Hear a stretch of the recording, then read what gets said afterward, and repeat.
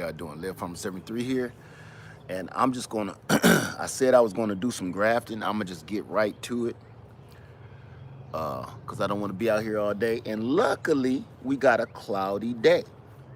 We got a cloudy day, which means my graft won't get barbecued, and I won't get barbecued. So that's a good thing.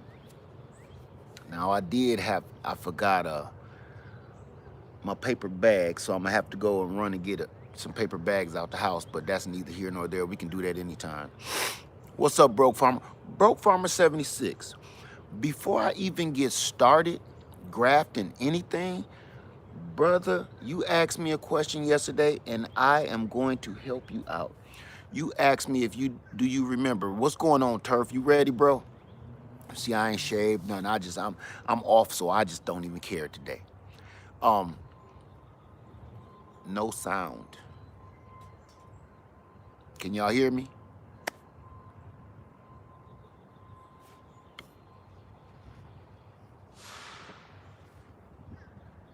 Can everybody hear me? That's what I thought. E. Frank, you might want to turn your volume up. Everybody's saying they can hear me. So I do that a lot.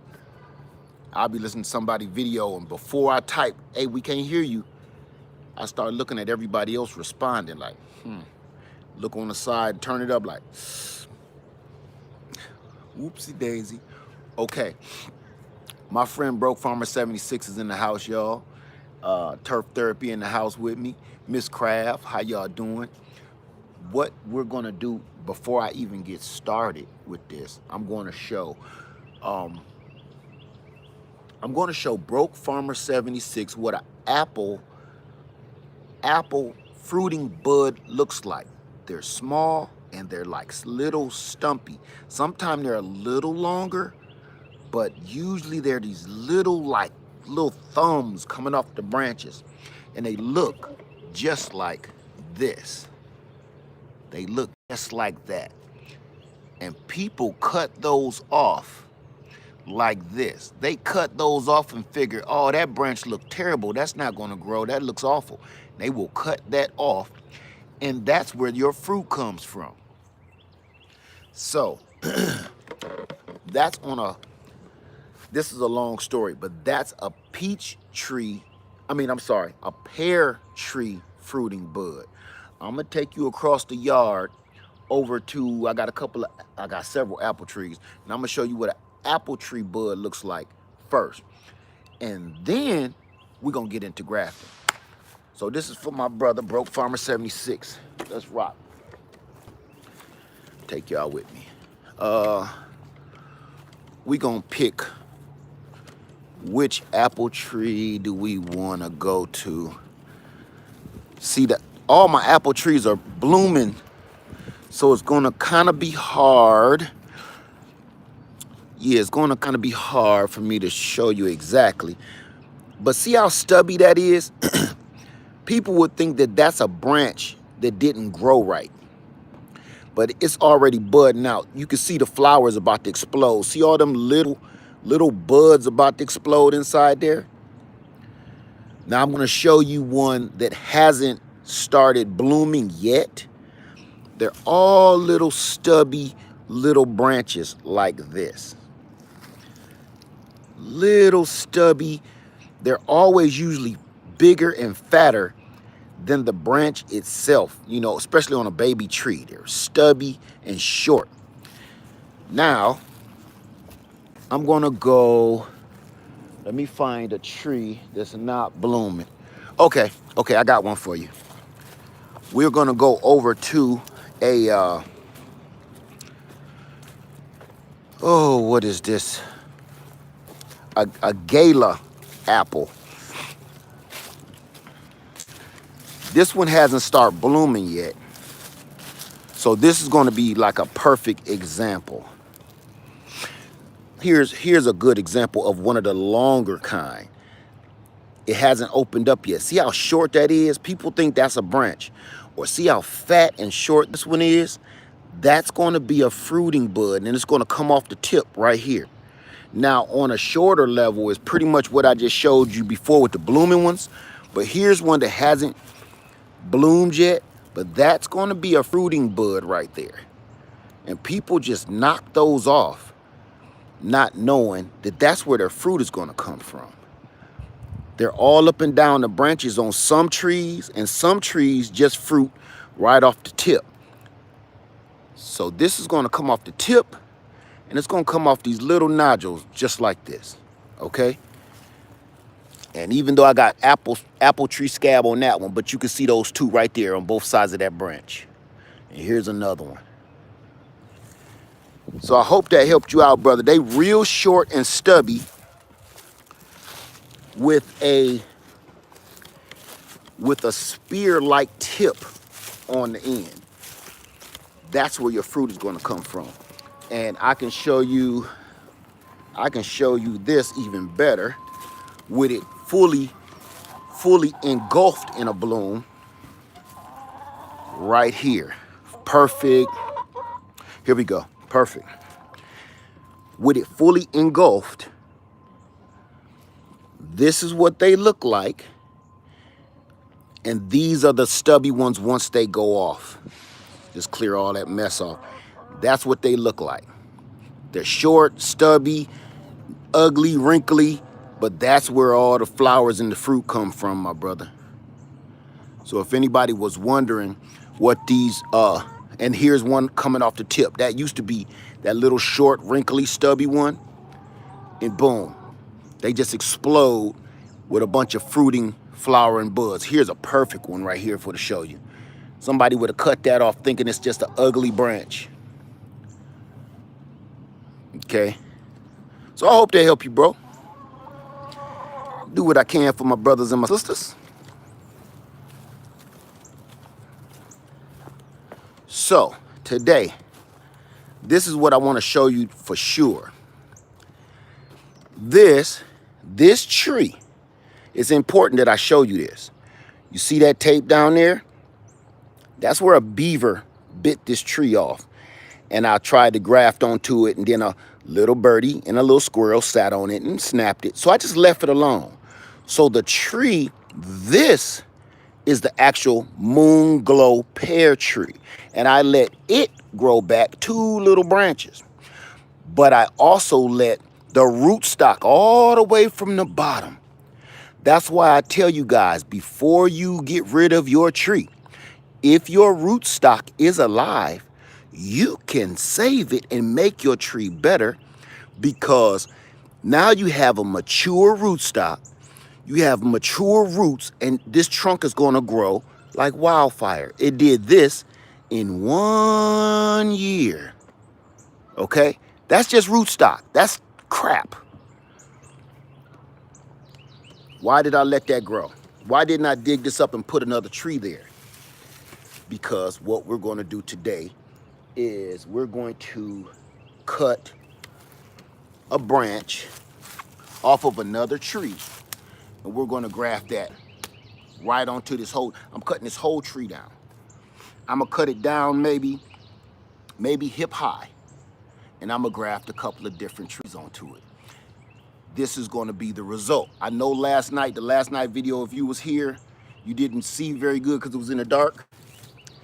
This monster behind me is the result of me grafting onto this trunk way down here.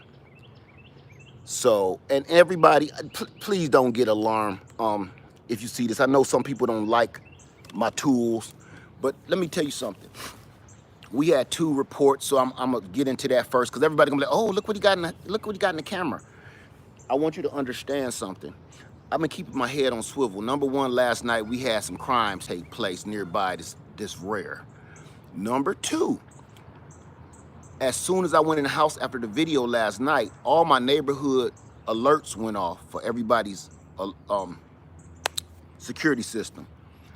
And there was coyotes spotted right by my house. So what we heard last night, that squeaking and that rustling in the woods, it literally was a sighting right behind my house. So what we heard live last night was a coyote or coyotes.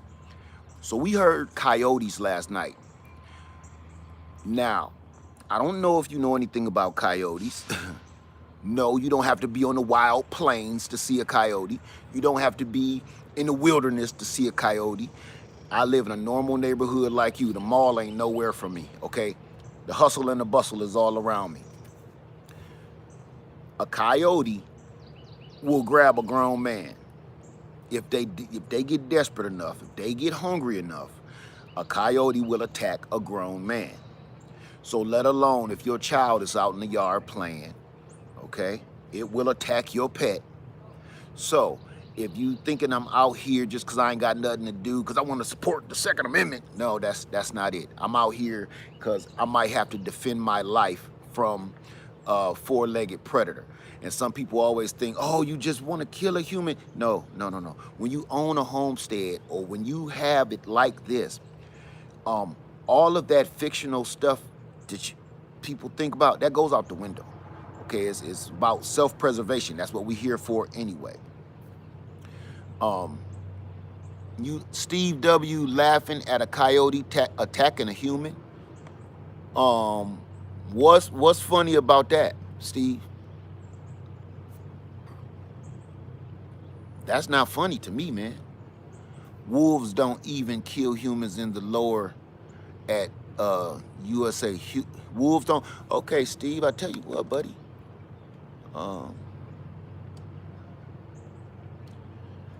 Well, you can tell people that on your channel, because I'm trying to make sure that people understand the truth, man. Whatever you know, wherever you live at, that's great, but I didn't take that as a joke at all, okay? Because coyotes around my neighborhood have attacked people on the trail, so I don't know how they do wherever area you are, and I'm just trying to tell people the truth. So if you feel like you Bear Grylls, man, go for it, all right? I don't know nothing about wolves. I've never seen a wolf, never dealt with a wolf besides going to the zoo. I've dealt with foxes and coyotes. A fox just killed 3 of my chickens, 3 or 4 nights ago. So to tell people a coyote is not dangerous and they wouldn't attack a human being, you shouldn't be hanging out on this channel, my friend. Because that's a total lie. Thank you. All wild animals are unpredictable. You want to know what attacked me when I first moved in this house? I'm gonna show you something. The most gentlest, sweetest creature. You see that? A Canada goose. Let me tell you something about a Canada goose. Right over the top of my greenhouse is those 2 geese right here have made a nest. Every year they make a nest right here in the same spot. I don't know if it's these exact same geese, but geese make a nest in the same exact spot at the end of my island. If you get too close to that nest, that goose is gonna do this little head motion a couple times. He gonna be like, look, man, is you cool? Cause I'm just letting you know, my wife is over there on the nest. If you don't understand my little motions, he gonna make a couple noises. If you take another step, then he attacks you. And I don't know if you ever been bit and scraped up by a Canadian goose, because they little, on them webbed feet, they got claws, and them little beaks, it's teeth in there. Serrations, if you will. So he can go and talk about that. You know, this ain't the Animal Planet, man. We ain't about to do that. Let me tell you something about this homesteading and gardening people before we get into it, okay? This is where we go wrong, because everybody think it's a competition. That's where we all start separating. Everybody think it's a competition on who can grow the hardest, who can grow the most food, who can do this, or who is the most hardcore. Who's the most hardcore beekeeper? I could beekeep. I don't need no beekeeping suit. That kind, man, look, go somewhere else with all of that nonsense. They don't have teeth, they have serrations in their bills. Look it up, trust me. I've been nibbled by one and it's not pleasant. They'll scrape you up. But honestly, in the homesteading and gardening community, That has to come to a stop, because that's where we start separating ourselves amongst ourselves. Who is the most hardcore gardener? Who is the most hardcore beekeeper? That's nonsense, man. If you feel you need to wear a beekeeping suit, wear a beekeeping suit. If you feel you can only grow out of a container, grow out of a container. If you feel that you need to go get starts to start your garden instead of planting by seed, go get starts. My only plea to you is just do it. Just do it. People talk themselves out of doing the right thing every day. Oh, that's GMO. Oh, no, that's Monsanto. No, this, I don't do it. I don't plant from starts. Oh, I don't plant from them kind of seeds. They'll talk themselves out of it so much until you know what they end up doing? Just shopping at the grocery store, buying everything that they are trying to stay away from in the first place. Sorry. I just don't understand. I don't understand all of that nonsense. Because when you get hungry enough, you don't care who just made this corn. I promise you, you'll bite this man's arm off while he's still alive. All right, let's get to it. First thing we're gonna do,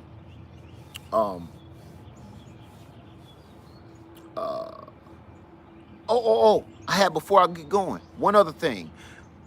Broke Farmer, I hooked you up, bro. And here's another one. I'm trying to remember her name. Oh, there was a misunderstanding last night in a video, and I let somebody go. I wished them off into the cornfield. And it was a total mistake. She is not from where we're from, so her words were mixed up. I really want to remember her name so I can really shout her out. Oh my goodness, what was it? If she's in the room right now, I would love if you said something. Hold on.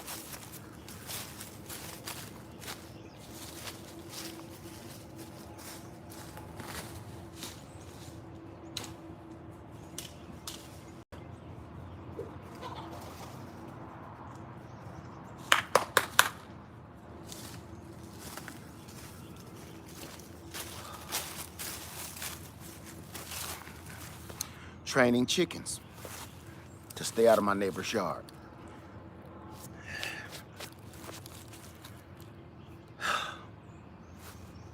I want to give an apology to a friend of ours here on the channel, because her words were misunderstood by me, and I had already had somebody like Steve come in with some nonsense, and I was already on a hot pursuit. So I want to apologize to her, because once we spoke via email, I understood what she was asking now. I understood. She just talked different than we do, and it sounded like she was being obnoxious, and everybody else thought so too. It's not what she meant at all. So I brought her back into the game. I apologize greatly. I really do. Total misunderstanding. Oh, I want to remember her name. Let's get to this grafting. Can I put my kumquat in the ground? I'm in zone 8A. Yes, you can. How you doing, Miss MB? Hey, Kamika Burton. So, hey, Toya Story, how you doing? And like I was saying, I apologize, because I do have, I have my tools with me, because I promise you, I got a video with me and Lady Led out here, broad daylight, and a fox just hopped across on my land across the Washiokushi Creek. Broad daylight. Looked over at me. I thought it was a furry cat. It looked like a golden cat, but no, it was a fox. Once I seen it close, and I tried to record it the best I could. Mrs. B, about time being too long, I respect the apology, but what you said was for those that feel that way. Amen. Amen. Amen. Because the thing about social media is we get to a point where you think that since you're watching on your device, that you can say anything you want to say. Yes, you can say anything you want to say, but that doesn't make it right. You know what I'm saying? That doesn't make it respectable. It doesn't make it right. You have the right. That's where I feel that this country gets things mixed up. You have the right, but that doesn't make it right. See what I'm saying? You have the right to say whatever you want to say in this country, wherever you want to say it. You have the right.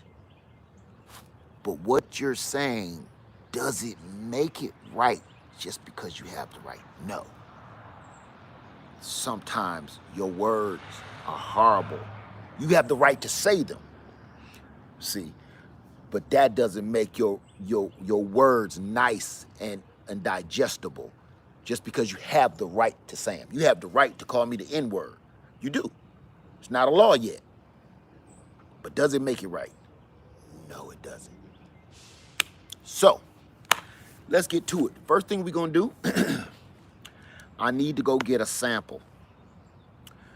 I don't know whether, should we turn this into a bunch of Asian trees, or we're going to turn it into another Orient pear. No. Yeah, it's not a law yet. Let's go hunt for some pieces here. I don't even know what kind of tree I'm going to turn this into yet. Now, for everybody that was wondering, what does a flowering fruit tree look like a flowering pear? Right there, the big white trees up there, the Bradford pears. Those are going to pollinate every pear tree on my land.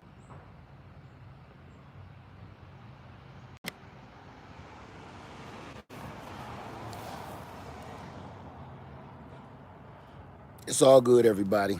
I caught a buffering spot. So, I should be good now. This tree is incredible. This is the Orient tree, the Orient pear tree. Sorry about the buffering, everybody. This is the Hosui Asian pear tree. It's flowering up real good. And then we have the Shinko Asian pear tree flowering up real good. So what we're going to do, we're going to take a piece of this Shinko. We're going to take a small piece of every one of these Asian trees. Like, we don't need much, family. You don't need a big, gigantic monster branch. Like, here's one down by the bottom that I would have cut off anyway. It's not a sucker. It's right over top of the graft. I don't want it there, and it looked like it's about to fruit too. I don't want it there, so instead of just cutting it off and throwing it away, we can use that. Right there. That's an excellent piece. So this is a Shinko. Now, here's the Hosui, and that piece way at the bottom, I don't want that down there. Way too low, especially for the beavers. So I'm going to take that off, and instead of throwing it away, it's going to be part of our project. Take it off. I'm going to try to put them in order here so I can remember. And I have a piece of tree here. This is going to be a long video for anybody that's wondering. We're going to take this off. This is a piece that I grafted onto this tree.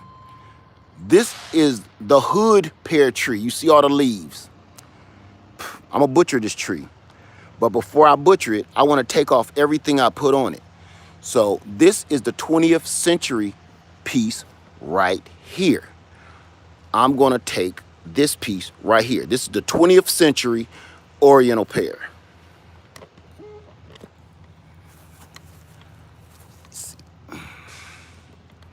trying to focus here. We're gonna take that piece right off of there. Don't need it. So, we got the 20th century. And let me see. I got another one. Where's that Shinseki at? That's a moon glow. Here we go. Shinseki right here. Here's the Shinseki. We're going to take a piece of that off. Yeah, that one looks kind of stupid up there. Let's just take that. Take that one off. He won't miss it. So, I'm going to run back through Lemon Lane so we don't lose Wi-Fi. All right, here we go. Here we go. Here we go. Here we go. We're going to do some real butchering today. That's why I was like, let's get myself together and get ready. I'm trying to hurry up so I don't lose contact with the Wi-Fi. There we go. We made it. All right. Okay, family.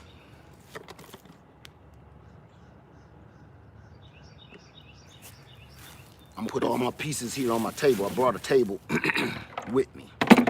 Now, as I thought, I would never try to be able to know what those trees are ever again. Now, I'm going to show you. Got to do it like this. Number one, I don't need this branch at all. We cutting this all the way down, and this is in my way. So, let me clean up my work area.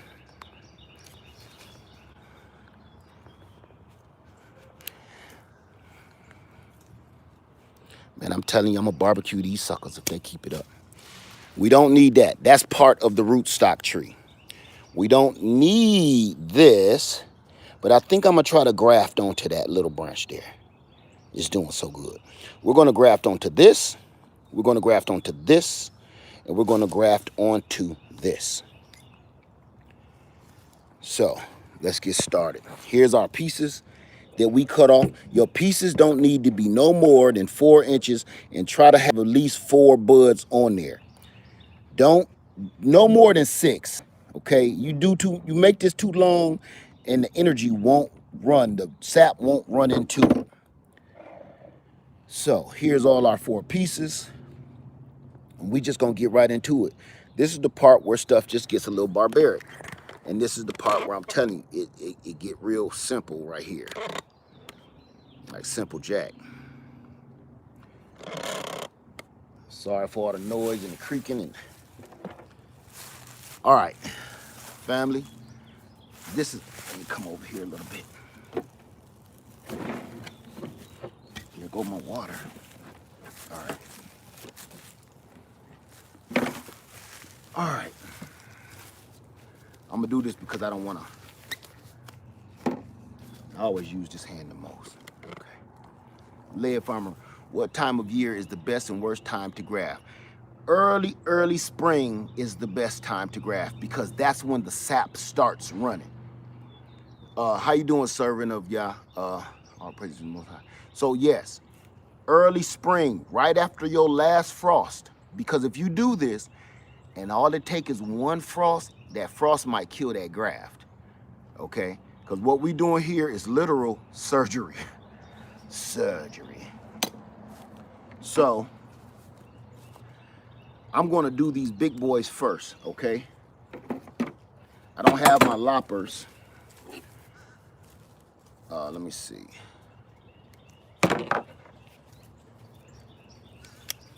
Boom. So I'm gonna cut right into that. What I'm doing right now is like way crazy, okay? You want a nice clean cut though. You want your top to be flat. Y'all can't see that. You want your work area to be flat, okay? And I'm gonna just come up just an inch. That'll make it a little easier for me to work on that one.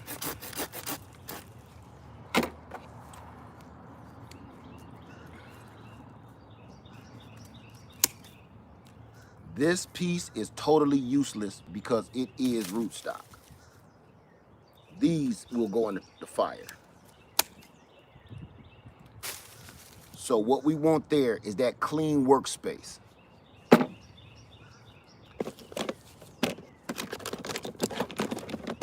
What did I do with my knife? Okay, there we go. We want that clean workspace. Nice and flat. That'll help us. I'm not going to try to make this all fancy. Believe me, it's going to be this simple. But I'm just trying to show you something that'll make it easier instead of all that nonsense. I don't do all that nonsense, and trust me, you see how it worked for me. Now what we're going to do, let me test. I'm going to test and see how the wood is slipping first.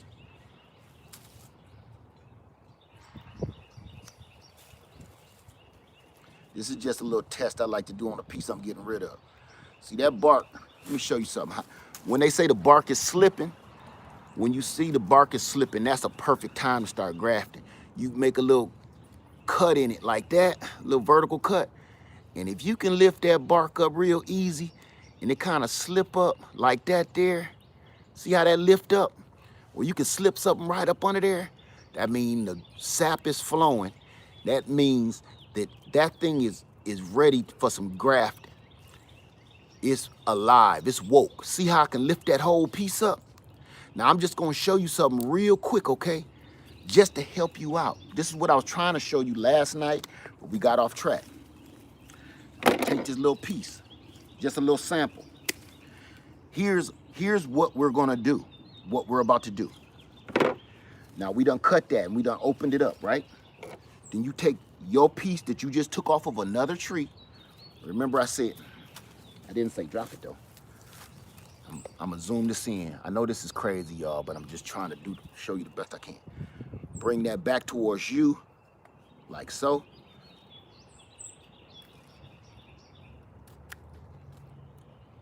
Bring that down to a point. Because that's what we're working with right there. See that? That's what we're working with. That point right there, that's a spear. That's what we need. Just make it a little more even. Okay, that's what we're working with, that spear right there. Now you take a little bit off the back. I like to just scrape it. People like to cut it, I just like to scrape it because the back, you see that cambium layer right there. That's going to touch. Now, what we're going to do is the part that you made point like this, and the piece on the back is going to touch the skin. Watch this. This is just a quick example.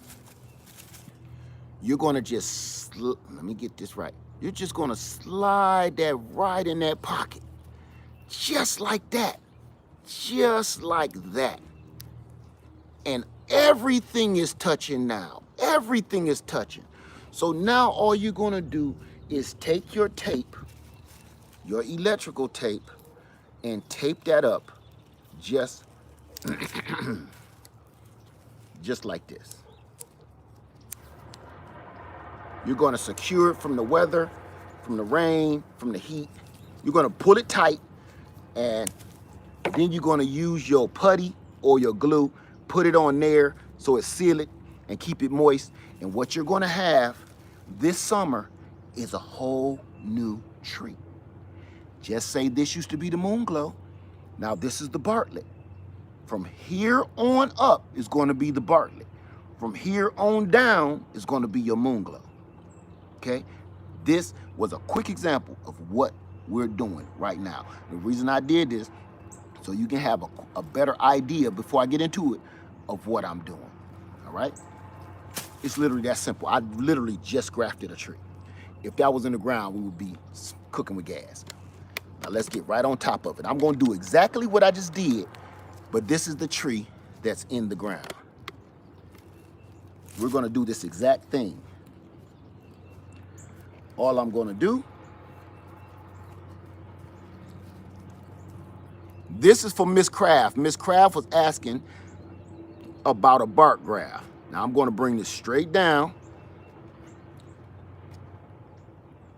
Okay. Now I'm going to see if my bark is slipping. Yes, it is. You see that? Hold on. Chickens.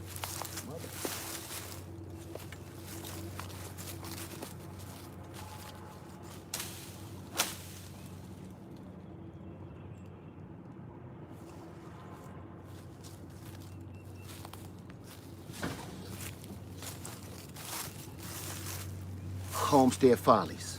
Okay. Chicken training. All right. Now that we made sure that that's the thing about live, you can't pretend nothing. But we're so perfect, right? That's slipping. See how that's coming over to the side? They keep going in this dude's yard and digging up his stuff. Look like somebody's ready for KFC. They ready for some grease. I'm gonna open that up. See how that just opens up and pulls to the side like that? See that? That flap. That's what we're looking for. How easy that comes away from the wood itself. That's what we're looking for. This is the easiest, my favorite graft of all. This is my favorite, the bark graft. It just lifts right up just like you taking off clothes. See that? Now, I'm going to show you.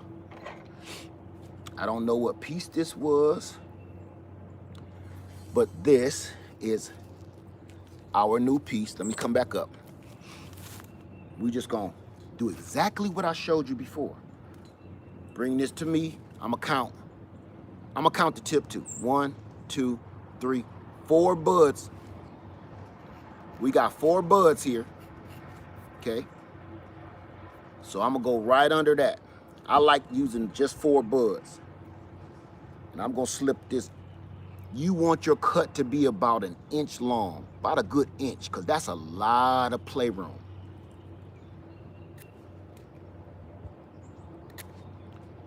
Just cut that off. Okay. There we go. You want it flat too, okay? Flat as you can. This is why you use super sharp tools when you're doing this. The sharper, the better.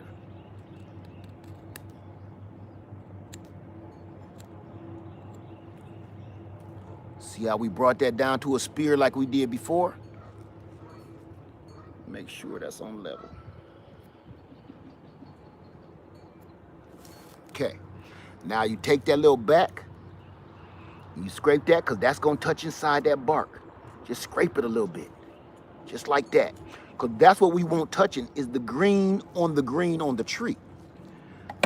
Now watch this. The piece that we opened up right there, I'm just gonna take this spear that we made and the back is scraped. I wanted to scrape a little more. I'm being greedy now.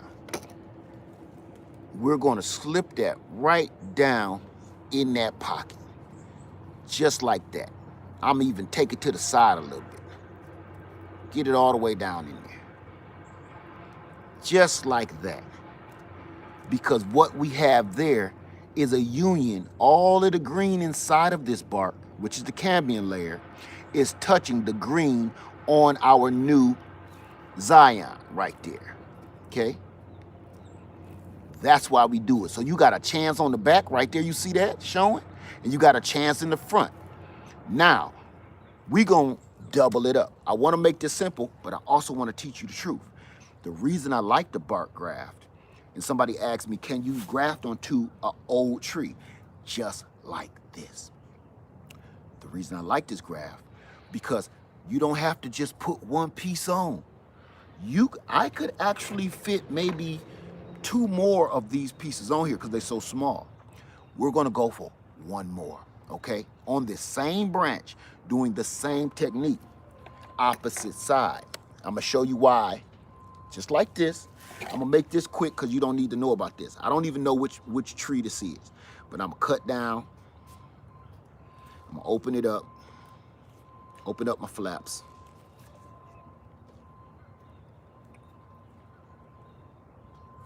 It's better if y'all can see this. I promise this is gonna be better. Hold on. I'm gonna get real jiggy for a second, all right? Because I feel you really do need to see this. This is gonna be awesome. I get excited about this because I love doing this because I'm in complete control of what tree I want and where I want it to be. And I want you to be able to get a good view of what I'm doing. Okay, I'm gonna come off to the side a little bit. Maybe that'll help. Okay, there we go. There we go. I opened up my flaps.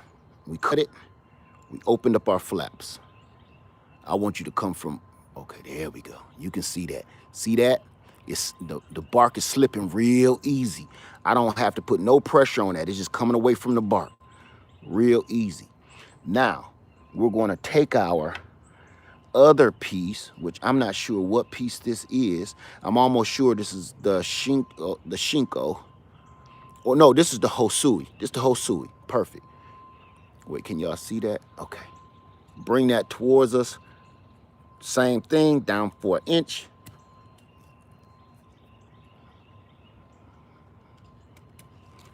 Now, I didn't count my buds. Let me count my buds. 1, 2, 3, 4. We're going to leave that fifth one on there. Like Dave Chappelle said, fifth. 1, 2, 3, 4, fifth. Okay, there we go. Just like that. And I'm not doing this for nothing because I challenge y'all to try it. What do you win, you ask? You win a little bit of knowledge that you can give to somebody else. There you go. Now, let me see if we're still on target. We're still on target. Scrape the back a little bit. Just scrape it a little bit. Remember, if you ain't got no glove on, don't touch this because your oils from your fingers just mess stuff up. Remember, it's surgery. Now we're just gonna open that up and slip this right down in there like that. What we have now is a failure to communicate. No, y'all thought I was gonna be for real with that. No, I can't be too serious too long. We have 2 grafts. We have 2 different kinds of tree on this tree right here. What do we do from here? We seal it up and protect it from the weather, and we're gonna put a paper bag over it so it stays out of the sunlight so it don't dry out. Here we go. Again, I like to use rubber bands and electrical tape. I know what everybody else uses, but I know what works for me, okay? So I will break a rubber band. I'm gonna bring y'all back around so I can get a better look at you. Come here, let me get a look at you. Okay. It's close quarter combat.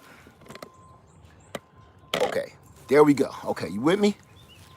So now, all we're gonna do, take this rubber band, and remember I told you, you want this as 2 grafts covered so easy to dry. Right, I'm doing 2 at one time. That's why I didn't cover it so quick.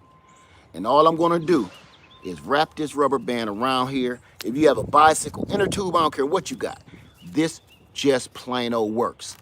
And once it gets hot enough, the sunlight will rot this rubber band off, and you don't even have to worry about it girdling your tree.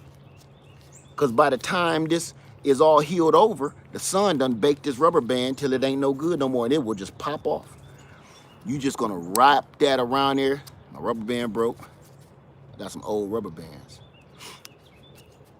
Keep on, just go around there over top of it. You want this so tight that if it was around your finger, it would cut off your circulation. That's what you want. It's the opposite when you're doing this, because it needs to be tight so the cambium layer can make sure it touches each other. Okay? So then you just tie that off. No big deal. Just like that. All right. Now that is tight, tight, tight. All right. That's what you want. You want this pressed together like that. Now, this is going to also press it together, but at the same time, I'm going to take this off because it's going to be hard to do between these two branches. I normally don't do it like this. But nothing is ever the same, so you always have to do some engineering. You want to pull that electrical tape tight, tight, tight, tight, tight, tight, tight. Because not only is this electrical tape almost like a rubber band, but it's also bringing it tight, but it's also sealing your graft from the weather. Sealing it up. I hear the egg. They must be pumping out eggs, baby. No, that was the roosters acting up. Now, over there, in that coop, you're going to bring that all the way up like that. Yeah, they saying, come get this breakfast. All the way around, tight, tight, tight, tight, tight. Just like that. You see that? There is nothing that we did that is exposed, right? Now I'm going to bring this camera up because I want to show you how we're going to finish this off. Can you go look in the cabinet drawer under the stove and bring me like them little sandwich bags, the paper sandwich bag, lunch bags? What? Why not? They're my grafting bags. What you done did with them? All right, that's neither here nor there. Okay, so on the top of this, we're going to seal it with a little bit of glue. Since she been in the news lately, we're going to use that. You can use this. You can get with this, or you can get with that. You can get with this, or you can get with that. Or plumber's putty. We want to seal the top off and keep it moist. Let's just do this. We're gonna leave that woman to her own devices. You just get a little bit of plumber's putty.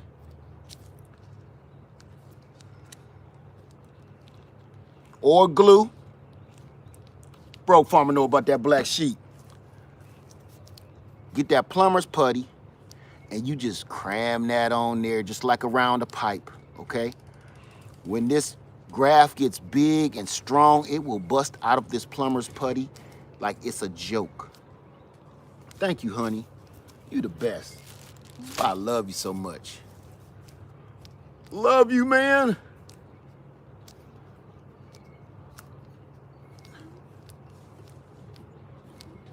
That's it. You can either put glue down in that hole, plumber's putty, wax. I've used it all. Wax, plumber's putty, glue, whatever you want to use, but you need to keep that sealed up, sealing in the freshness. All right? Now, we got 2 new trees on this rootstock. How are we going to finish this off? The moisture is going to stay on there, but if you're in a real dry climate like Arizona, okay, maybe dental wax too. I don't like using dental floss. It just, dental wax. Yes, yes. Anything that's going to seal it up so it can heal. Now, so all we're gonna do now is protect it from the sun so it can heal. Now, what you can also do is this. Watch this. If you're in a dry climate,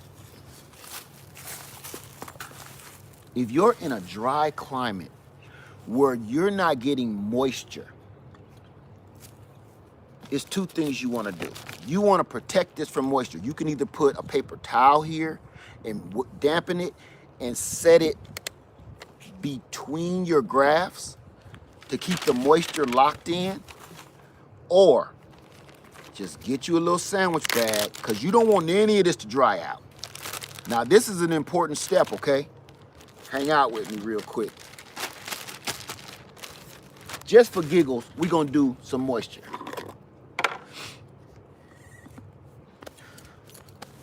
All right, we'll just take a little piece of this paper bag. We don't need the whole thing. It's not that serious. Everybody, I'm telling you, you don't need to buy stuff to do this. Wet a little paper bag a little bit. Just like that. We're gonna just set that, wring it out a little bit. We're gonna set that right down there in between there. That's gonna keep those two a little moist. We don't need that, but I'm telling you, if you live in a dry climate or the temperatures start getting a little too hot in your area, you do wanna do this. So that's why I'm showing you. Normally today and at this time of season in my area, I wouldn't do it. You take a normal old sandwich bag, yes, just like a chili dog. I told you I use these for everything. I put that stuff on everything. You put that right over top of your work. Zip it up. Don't put it all the way down. That's why I said only go about 6 buds, 6 inches. Don't even use no tape or nothing. Just leave it just like that so it can breathe. Now on top of that, you put a paper bag on it. That's gonna keep the sun off of it in the heat from drying it up.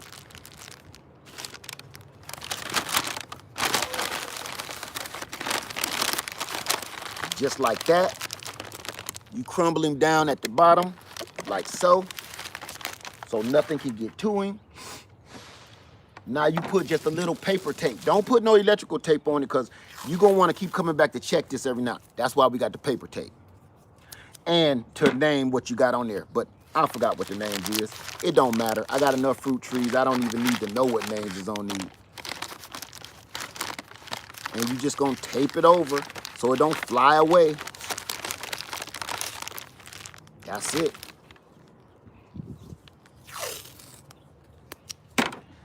And every week, I'm gonna come in here and check and see, are they dried out or what? And another thing these paper bags are gonna do is gonna keep squirrels and birds off of them. They hate these for some reason. But that's it. I'm not even gonna do the other side because I just showed you how to do it. Now, what we're gonna do, I'm gonna wait and do this. So I don't want this to dry out. So I'm gonna put a little plumber putty on this because I'm gonna come back after the camera stop rolling and finish this, okay? It's gonna be hard for me to show you on this second one because of the paper bag. So what we did, okay, nope, we can still show you this because this is gonna be super quick. Now that's called a bark graft. My favorite graft, super easy. Super easy. Now, I'm going to show you the saddle graft. Super easy. That's that little machine that I showed you last night. Saddle graft. Super duper easy. I'm going to show you. We're going to put this piece here. I don't even know what piece this was. It don't matter. Take this. First thing we're going to do, this is that other little piece coming off the branch that I said I'm leaving on for a reason.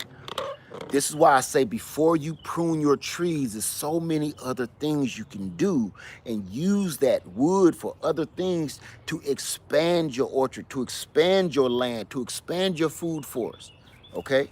So before you just go out there snipping, there's so many different things you can do with your wood or your tree stumps. So let's get right into it. Right here, since this is so flexible, it'll be easy for me to show you how to do this so I don't have to worry about the bag and the ones we just did. Let me get me a sip too. Hell, I'm thirsty too.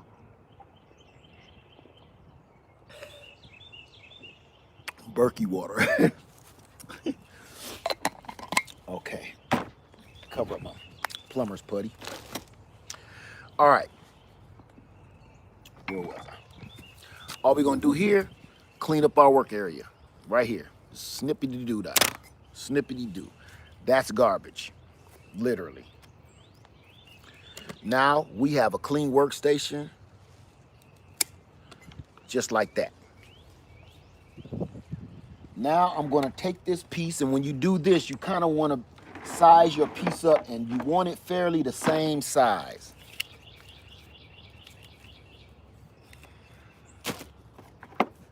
You want your graft piece to be around the same size, just like that. See that? It helps. If it's not, it'll still work, but it helps. I'm gonna bring you in so you get a little closer. Get a little closer. Don't be shy. Get a little closer with Arid Extra Dry. All right, look, boom. We're gonna take this piece right here. Let me zoom up out of my nose hose. We're gonna take this piece. This time, we're going to cut it into a V. We're gonna take a piece off that side. We're gonna flip it over and take a piece off of this side. We want that in a V shape like that. A prettier V shape though. And I like it to be about an inch long, because the more surface space you got, the better your chances are that that's going to be successful. And an inch has pretty much worked for me all these years. You want to do that. It's a wedge on both sides. See that? We'll cut that into a long V shape. You want that as flat as you can get it. That's very important. See, you can't see in between there. That's very important, because we want those surfaces touching one another. Okay? I'll put this to the side. Now, you take your branch, that your tree that you're grafting onto, and all you're gonna do is gently rock that back and forth right up the middle, just like that. See that? Rock it. Because if you don't rock it and you got a sharp knife, you will cut your whole finger off. So easy does it, controllable, rock. Controllable. Don't go too far. You just want to go about as far as your graft is. So we're going to go down about 1 inch. Just like that. Okay? Now, we're going to take the piece that we wedged, and you want that green inside, this cambium layer. This is important. So I'm going to zoom into my grill. Looking through my eyes. This light green all the way around. Not the bark. Right inside the bark is this light green layer. You see it? Brown, light green, and white. We're not concerned about that white, and we're not concerned about the brown bark. We're only worried about this light green right here that's at the very tip of my knife, all the way around. You want that to touch the light green in your tree that you're grafting onto. Okay? So that's what we're looking for. You just ain't jamming this in nowhere. You want the green to line up. So just like this, let me loosen this up a little bit. You want that a little more. You want that green touching the other green, just like that. And sometimes I even like to make it a little cockeyed, just a little bit, just so I know that that green is cutting across there. Because that, my friends and family, that is where that's going to connect at. Okay? From here, all we're using, you can use the rubber bands, but this piece is so little, your electrical tape is a lifesaver with this one. So all we're going to do now, I'm going to bring this back out so you can see, this ain't got to be zoomed in on. All we're going to do now is wrap this up really tight.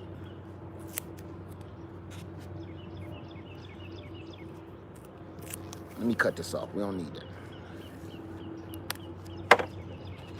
Really tight. Really, really, really, really, really tight.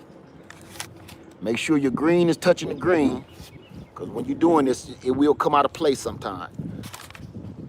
Scoot it all the way to that side. And You make that as tight as you can make it. Tight, like it's gonna cut the circulation off in your finger. That's how tight you want it. And you can just keep rolling that all the way up on your piece.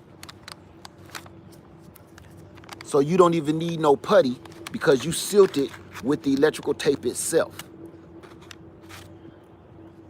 Family, that is gonna grow.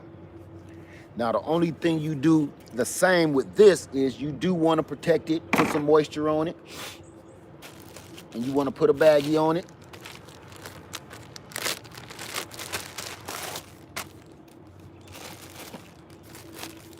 Put your little piece of moist, wet napkin or whatever, newspaper, it don't matter.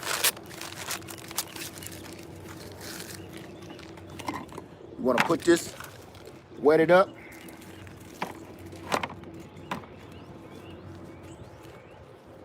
That's protecting it from the weather, but at the same time, keeping it moist. Okay, right there. Put your paper bag over top of it, your plastic over it.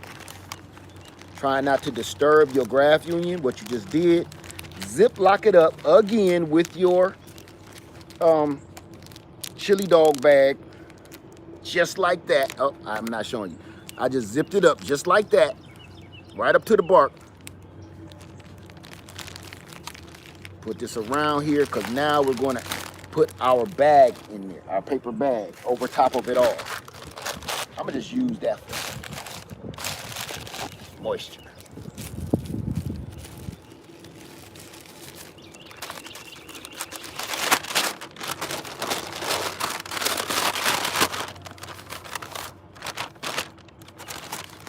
This will protect it from the sunlight, drying it out, burning it up.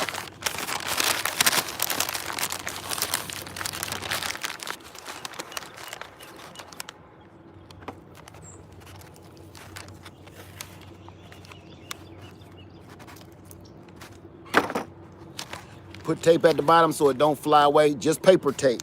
Nothing spectacular. A little bit of paper tape. And family, we now have 3 new trees.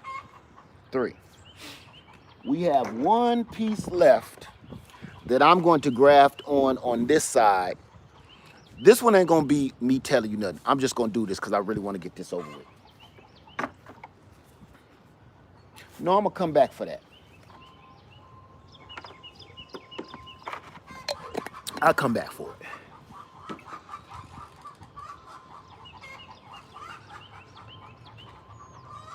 They must see a snake.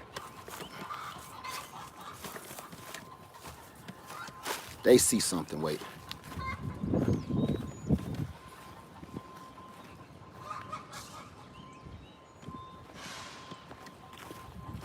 I gotta watch my step too. When you hear your chickens do that, they see something. So you watch your step too. Usually when they do that, they saw a snake. And they kind of follow it because they kind of do the whole, should we eat it or should we run? When it's a hawk, they all freak out. And see how they stopped? That was a snake somewhere. Every single time they have a snake, that's exactly what they do. They kind of follow it. All right. So, any questions? Can you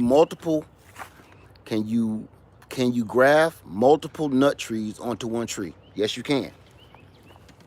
I would do that right now, but you know, all my equipment is way over here. I would love to do that right now.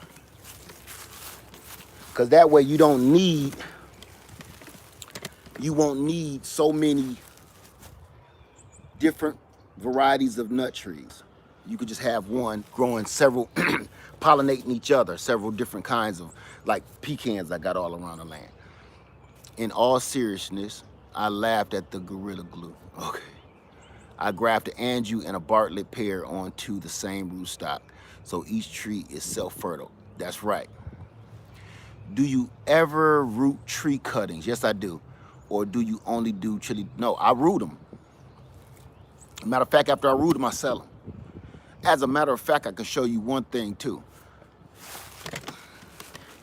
A rooted cutting, which I call the Rosie 5150 method, because that's who taught me how to do it. I got one somewhere. Oh, here we go. Here's a rooted lemon tree cutting that we did last year just for fun, just like we just did. That's a rooted piece of Lillian, my Meyer lemon tree. Let me bring that out of the darkness. Get some light and some water. So, any questions about any of this? Because I would love to help you if you need the help. Because I'm going to spend the rest of my day grafting. Dang on it. Sorry. Spend the rest of my day grafting onto my trees. Have Bradford pear to cut down. Can use it to graft any fruit tree on. No, only pear. Yes, I need to know, what do you use to start the roots? Just rooting hormone. Any kind. I don't care about what brand. Do your neighbors ask gardening questions? They don't care for me very much. They really don't. I don't think they do anyway. How many grafts can you do on a tree? It depends. However many your tree can fit. It depends on how big your tree is. I have an apple tree on the other side. I lost count of how many different apples it got on it. I think somewhere like 8 or 9 or more. How you doing, King Zane? Say new here, just found your stream. What all do you do here? Hang out, you'll find out, my friend. Turf, there was a question about replacing the brown paper bags when they get wet. I don't replace them even through the rain, because as soon as it'll rain, say it rain a few days, they'll dry out. It ain't harming the cut itself, the grafts itself, because they're under the plastic bag. That's why I do that. They're fine. Don't replace the plastic bag. Can you graft a bearing fruit tree onto a non-bearing fruit tree? Like a flowering fruit tree. You see that Bradford pear behind me, the big white tree? I could graft one of these pear pieces onto that, or I could graft that flowering pear tree onto this fruiting pear tree. Yes, you can, if that's the question you're asking. Do you still have Indian blood peach tree? Yes, I do. Are they good? I don't know. I never had one yet. I'm just now getting some blooms on it. That tree took a beating last year, and I had to dig it up and do a little surgery on it. What is the best type of tree to graft? All trees. There is no best tree of what to graft. I don't think there's no such thing. It's just whatever you feel like grafting, graft it. Are your neighbors? I don't think that matters. I'm just a different kind of person. I got all colored neighbors around me. Different from all around the world. That don't matter. It's just I'm a different kind of person. They care about lawn and I don't. They care about fancy stuff and I don't. No, them being whatever color they are, that has nothing to do with why they like me or not. It's because they like this tropical, beautiful, rich setting, and I could care less. Let me see. Thank you, Ession. Thank you, Sapper Gardner. Thank you, brother. How you doing, Mary Bell? And you know something, I'm gonna say this, I hate jumping off the subject like this, but it's always somebody that wanna start. Listen, this is the age of entertainment. And nobody's happy with just getting normal stuff. They want to keep stuff going. Why would you ask me something like that about race? Is because, why would that, what if I said yes? What if I said no? You just wanted to start something. Keep it going, man. That's immaterial. I'm clearly a different kind of person for my area. Clearly, I need to be in the woods somewhere, not in some fancy to-do neighborhood. Do you root a cutting first, then use that? No. If you gonna graft, you just gonna cut a piece off, just like I just did, and graft it onto whatever you gonna graft it onto. If you, sometimes you can get a piece of sleeping cutting and put it in the refrigerator and put it down in the ice box, in the ice chiller, and have it there all winter, and then graft in the spring onto your tree when it start waking up. Let me see. What's the best rootstock to use? I don't know, to be honest with you. It just depends on what kind of tree you grafting onto. I've never purchased a rootstock by itself. I purchase a tree and do things like this. But if you're trying to actually invent your own tree, I don't know. I've never done that. Not quite like that. Do you have problems with HOA? I don't deal with HOA. I don't believe in them at all, whatsoever. I don't want anybody dictating how I'm going to pay my mortgage and how I'm going to, no. I don't have a HOA. Okay, got that one. You're welcome, Chauncey. My own brother has different likes. It has nothing to, my own brother has different likes. It has nothing to do with it. That's right. That don't got nothing to do with nothing. What kind of knife are you using? I am using a grafting knife. They're all over Amazon. This is a brand called Linson, but I don't think the brand matters. I promise to you, I wouldn't even waste my time buying one of these, a razor blade. I've used razor blades for years before I even bought this.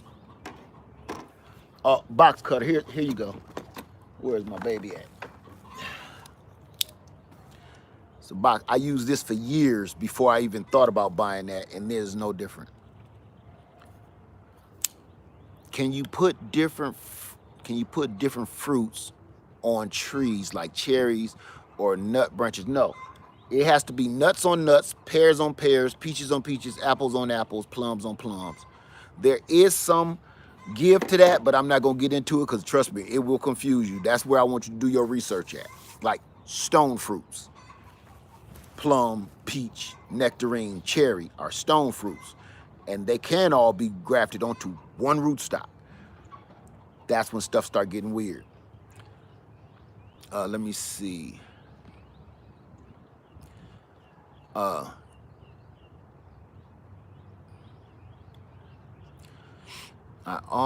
almost spaced hitting the thumbs up. I don't know what that was. Can you put, oh, I got that one. Can you put different fruits on trees? Okay. So that's it, you guys. It is really that simple. What I'm about to go do is I'm about to butcher. Do you have to cut off the top of the branches to graft? No, you don't. No, you don't. And I'm glad you said that. Oh, that's Miss Craft that asked that. Because you asked, I was just about to say, because my friend just asked me to do this last night. I'm gonna do one more graft for you. How about that? This is called a T-bud graft. I don't know why I'm trying to hurry up. So with a T-bud graft, I'm trying to get a good piece. I'm trying to get a good piece that we can graft off of. We're just gonna do this, okay? This one is a little bit more tricky, but we're gonna do it anyway. So I'm gonna cut this real thin, like this. So we're gonna graft right onto this tree. Okay. Same thing we been did. I'm gonna show you a T-bud graft. This is not really a T-bud graft per se, but this works too. Down into a wedge. I did this years ago. This is the first time me doing it in years on my other land. That tree is there to this very day. You want that as flat as possible, okay? Again, on the back, scrape that little backside like that. You want that green showing like that, because that is what you want to connect. Very lightly. Let that cambium layer show. Just like that, because that's the part that's going to connect. Okay? So, I'm going to bring you guys down because I'm going to show you some crazy stuff now, okay? This is crazy and it's a little more advanced, but we out here. I'm going to break this camera down and bring you downstairs with me.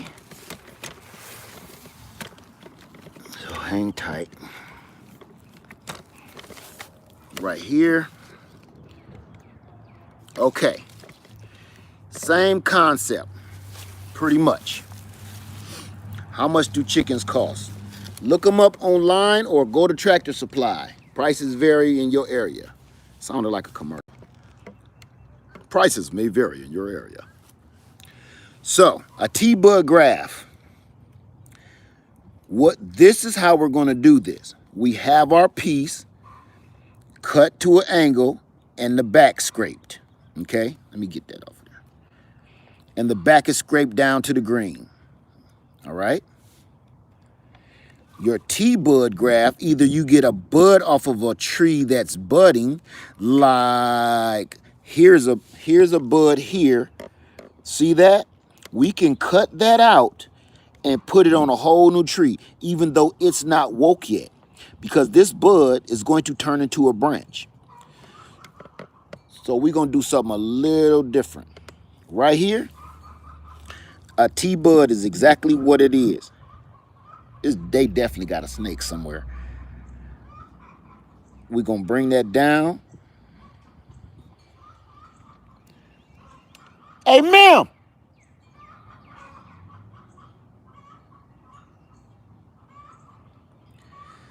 Just like that. And the letter T. Come up to the top. Come around. Just like that. Rock it deep. Because we want to get in there. Oh yeah, that is slipping real good. I can see the juices coming out that sucker. Okay.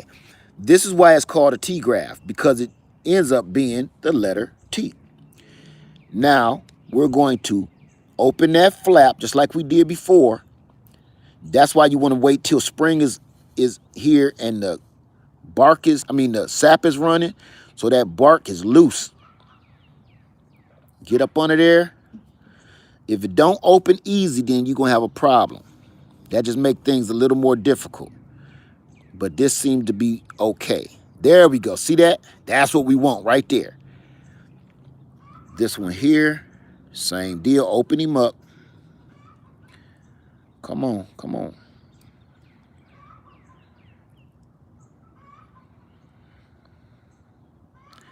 Now that we got that shirt open, look, he's got his chest hair hanging out. Chest hair out. See that? Just like that. That's what we want to see. Now you take your wedge, whether it's a bud or a graft piece like so, and you stick that bad boy right down in there like that. Make sure that green is touching inside just like that. See that? That's why you want it as flat as possible. Just like that. Now, again, I like using electrical tape because it keeps everything nice and tight.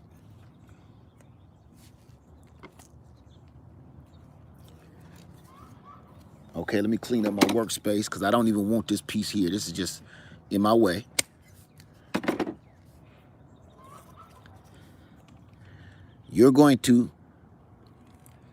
I'm going to seal this part up with electrical tape. Tight. You want to wrap that tight so all pieces connect. So all pieces connect.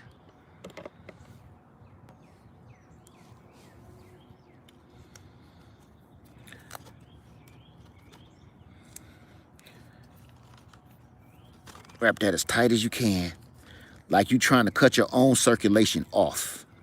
Okay, go behind it, to cut that piece off, we want to seal that. So you're going to go behind that piece like that. Go behind it again.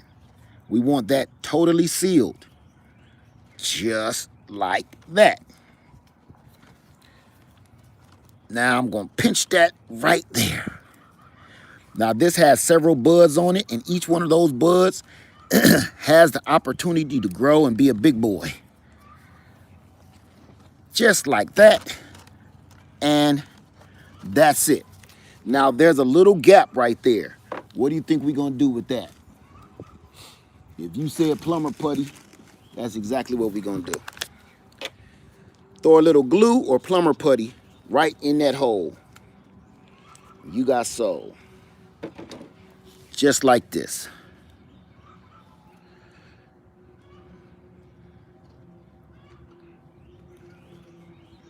Mash that down in there. Now it's perfectly sealed from the elements. But how are we going to get the bag on here to protect it and keep it in the moisture? Right? That's going to be a problem here. So now what we do is get creative. Let me show you. It's been forever since I did this.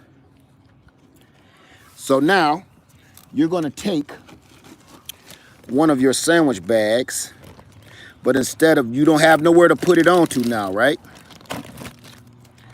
You just tear that open like that. Both sides. We won't be zipping it.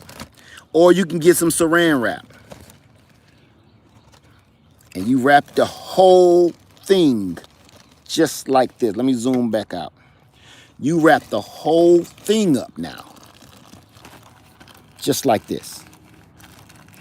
Because that's going to keep all of your moisture inside. You will not harm this tree doing this.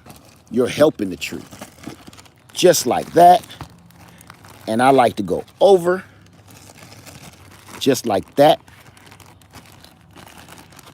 Okay. Now, tear that top piece off. We don't need that. This is going too many times. Now, at the very top, over top of your graph here, over top of your graph,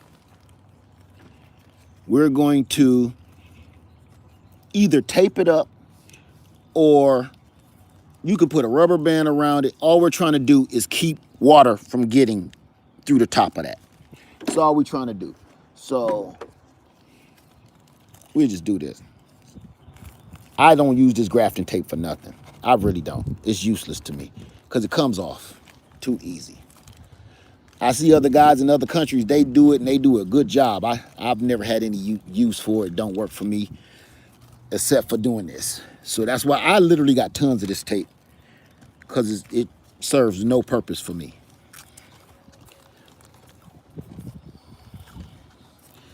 So we just locked in the juices and berries, y'all. Now that one little stick is going to turn into a whole new tree. Just like that. That, what we just did, is a T-bud graft. But instead of using a bud, we used another little piece of Zion. That don't need wet paper towel. No, because it's all the way in here. Now, you will need this. Again,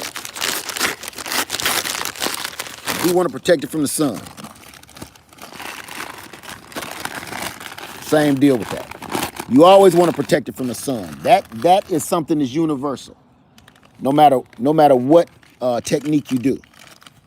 Protecting it from the sun is key. And where I'm sitting right now, the sun comes right over top of my head from the front of my house to the back of my house. And the only reason I'm using this tape is because I don't want to waste no more of my electrical tape because I got a lot of work to do, got a lot of grafting to do, and I don't care about this tape at all. And I'm not going to go hard with that because I want to go check on that later anyway, in a week or so. That's all to it. That's it. Now we have 4 different kinds of trees on one tree. Mind you, The moon glow came back from the bottom. So this is going to be 5 trees on 1 tree. This is all moon glow coming from the old tree that the beaver bit. And let's see. That's not a knife. That's a knife. Let me just clean this up because that's all dead wood.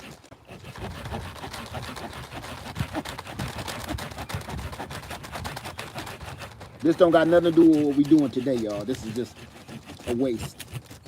You want to clean it up? I should have did this last year.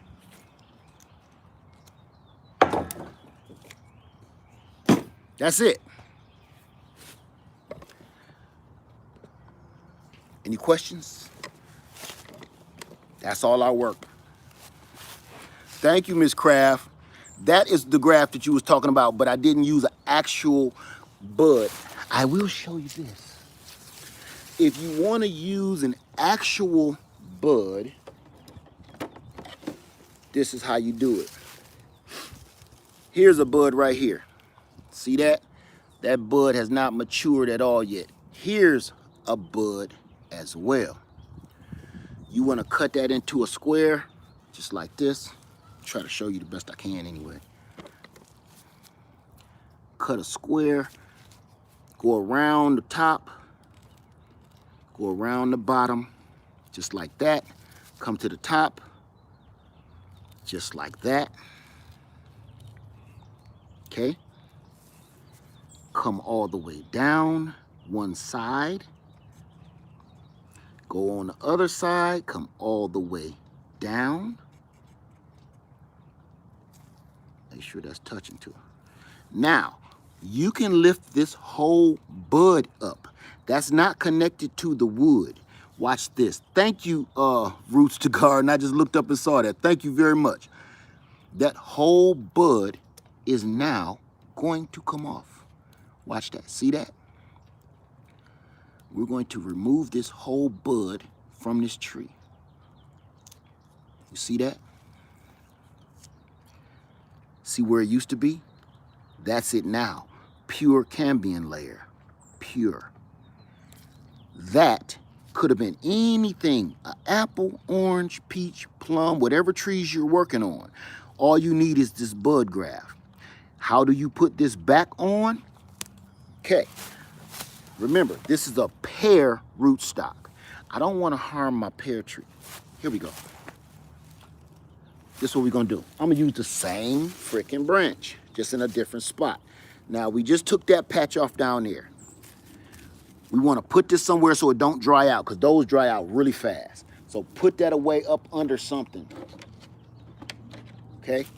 And you got to work fast or put that in some water or something. Now, what you do here, you clean your work area first. Now I'm working against time, because the T-bud patches, they dry out really fast. All you're doing is taking your patch. Don't touch the inside. This is just a show. You're going to take your patch and you're just going to cut the exact, let's do it like this, the exact size, almost. You want to make it a little shorter. So you do it like that, and you know this is the length. We don't want it there. Just a little shorter right here. So we're going to go like a 1/16 of an inch shorter. Just like that, yeah. But we're going to cut this the same on the side, the same on this side. Put your patch away. Now we're going to remove this patch here. This is just like a bicycle patch, y'all. It's like you changing your flat on your flat tire on your bike. We're going to remove the patch that we just cut off. I'm trying to do this so you can see it too. The other one was easy to see. Gotta get your mouth right on it. Take that whole patch off, just like that. See that?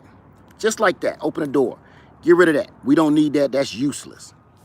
What we're going to do now is open up under there. Remember how we opened the other one and it had a flap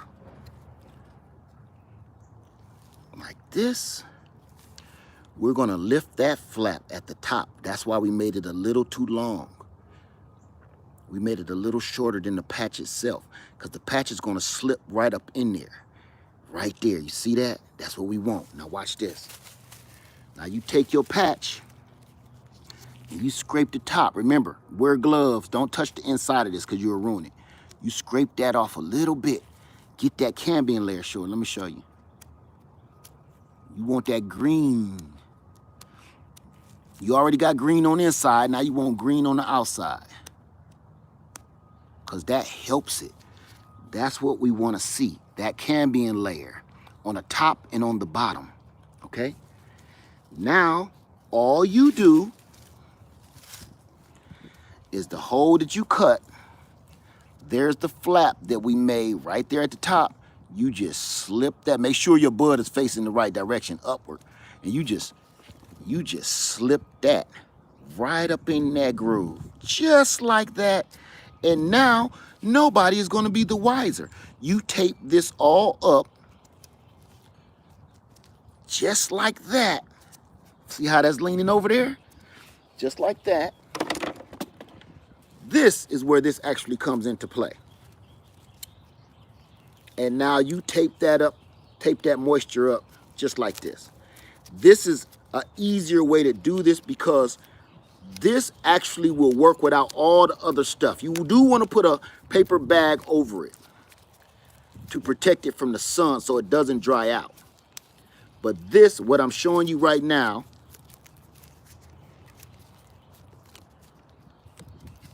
is a real bud patch graft. Okay? Boom, you put your paper bag around it and you're done. We have a whole new tree that's gonna blow out of here. Just say if this was a Bartlett pear tree and that patch that we had is a Moonglow pear tree, this branch is going to be a Moonglow pear. No, it's not gonna be a hybrid. It's going to be a Moonglow clone of the tree that you got it off of, the mother tree. That's how this works. Every time you graft, every time I've shown you, we took a piece off of that tree in the front of my house, right? We took off 4 trees, 4 branches. There are going to be 4 totally different trees, pears coming off of this one tree.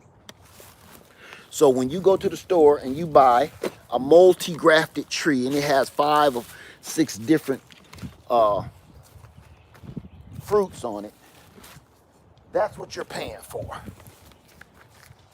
Okay. Okay, I can't go out there because there go the goose father. The mother's on the nest, so we ain't gonna make it out there. Let me just get in some shade because that sun tearing my bald head up. Hold on.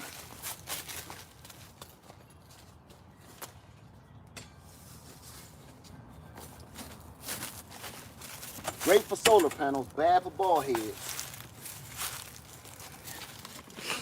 Let me raise this up a little bit so I can see what I'm talking about. Okay. Any questions? I know this is a long video, but I'm trying to talk about it while I'm doing it. Normally this takes me a few minutes, but that's it. What determines where you place the graft on the host? You.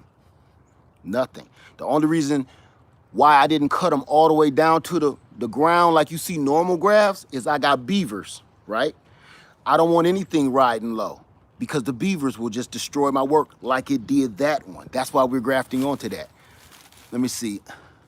Turf, let's do it, man. It's easy. Oh my God, it's so easy. Let me see, what was that? I missed something. How long do you leave the trees wrapped? Just check on them every week. Just take a peek. Don't open it. Just look through the plastic, just like a chili dog method. You'll see that thing will start growing, budding out, leaves will explode. Then you'll see it callus over, just like a scab on your skin. I got a perfect example of that. Thank you for that question.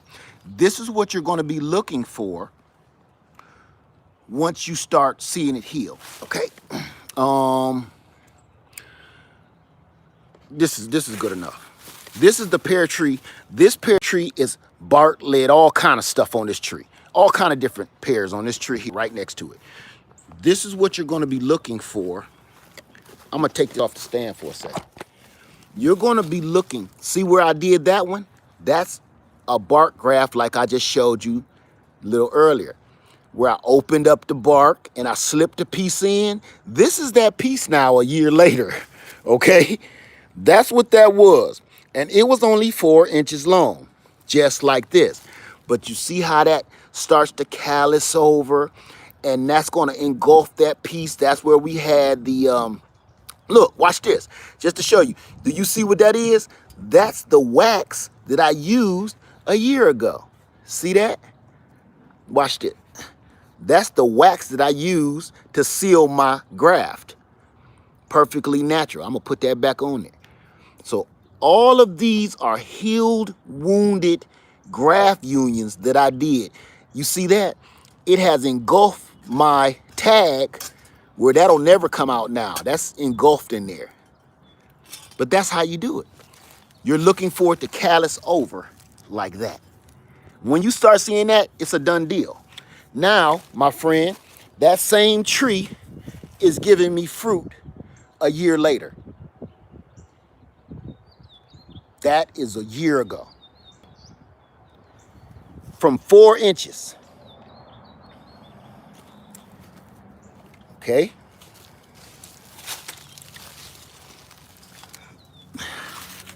It's that easy. It works. I'm living proof. I don't care like that guy that was here earlier talking about some coyotes don't attack. He don't got to prove nothing to me. He's got to prove that to himself. I know what I'm talking about, and I know what I've been through, and I know what I do. Let me see. How can you graft a rooted, sprouted branch? A rooted, sprouted branch. You're going to have to clarify that because I don't understand that question. A rooted, sprouted branch.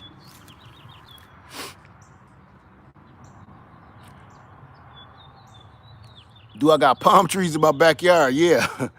Palm trees, bananas, yeah.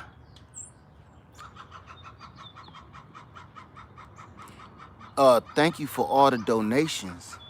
What'd you say, Tim? Oh, snap. I didn't even look up there at the top. Thank you, everybody. Jeez.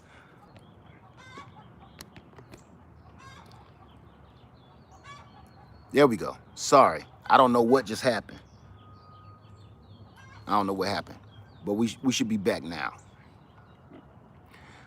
Thank you, Sue's Urban Gardens. How do you leave the graft covered? Or how long do you leave the graft covered? Thank you so much for a video and always sharing. Thank you so much. Thank you, Josie Parzons. Thank you so much. I didn't see none of this up here. Thank you, Z McT Contrias. Thank you so much. I didn't see any of that. I'm so busy talking and trying to focus that I was not looking at the screen. So if you ask questions while I was running my mouth showing you how to do this, ask again. I'm all ears. I told you this is going to be a long video. It was going to be even longer because I was going to cut this whole tree down in front of my house. The whole tree. A big tree is about that big around and turn it into something completely different. Thank you, Gloria Allen. Said, thank you for all the info and inspiration. Thank you just for hanging out and just listening to me. I mean, you know, everybody got to do their own research, but if I know how to do something, man, I'm gonna show you how I pull it off anyway. Can you graft a mango tree? Lionheart says, yes, you can. Yes, you can. You can graft just about anything. It's just harder on hardwood trees like nut trees and persimmons. It's just harder for some reason. How many fruit trees do you have? I literally lost count.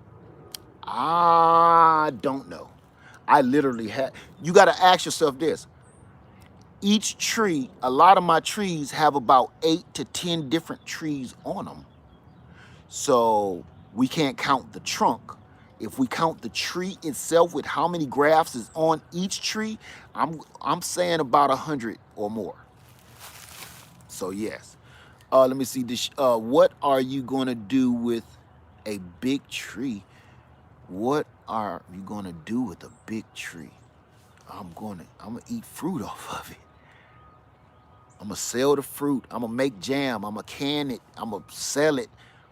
Listen, you don't have to eat all of your food. You're supposed to be trying to make that food work for you too. Sell it off. Use the money to expand your land or fix your equipment, patch your house, fix your car, fix your equipment. That's what this is all for. You can't eat it all. You can't can it all. You can't give it all away. You got to make your food and the things you do on your land work for you as well. Can you graft a air layer the same way? Can you graft the air layer? If you're asking if you've already air layered it, oh, I've done that. I took an air layer graft like I did the cutting. I mean, like, take an air layer and you can put anything else on it you want to. It's a whole new tree of its own. Yes, yes you can if that's what you're asking. Let me see. Oh, Love Notes was, hey, Love Notes. Somebody just said your name. I didn't even see. For mulching and lining a garden walkway. I missed something.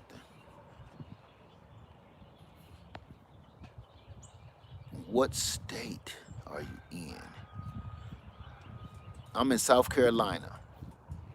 The big tree in front of your yard, you mentioned doing something with it. No, I'm not going to do anything with that. That's just a flowering pear tree. All of that pollen, and it's pear tree pollen stink. Pear tree pollen smells like a filthy brothel. If you don't know, now you know. If you've never smelled a flowering pear tree or a pear tree full of blooms, it just smells like, you don't want to be in there. Okay? Just saying. Let me see. Love Note said, yep, the jackery is powering at the same time. I missed something. I want to know what's going on. So yeah, pear trees really stink really bad unless you into that.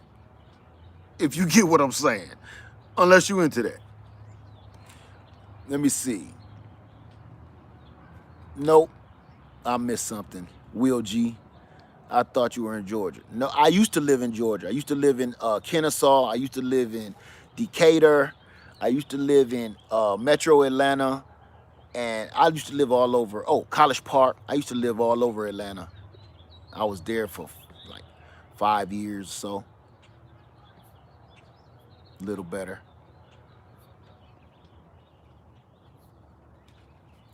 Okay.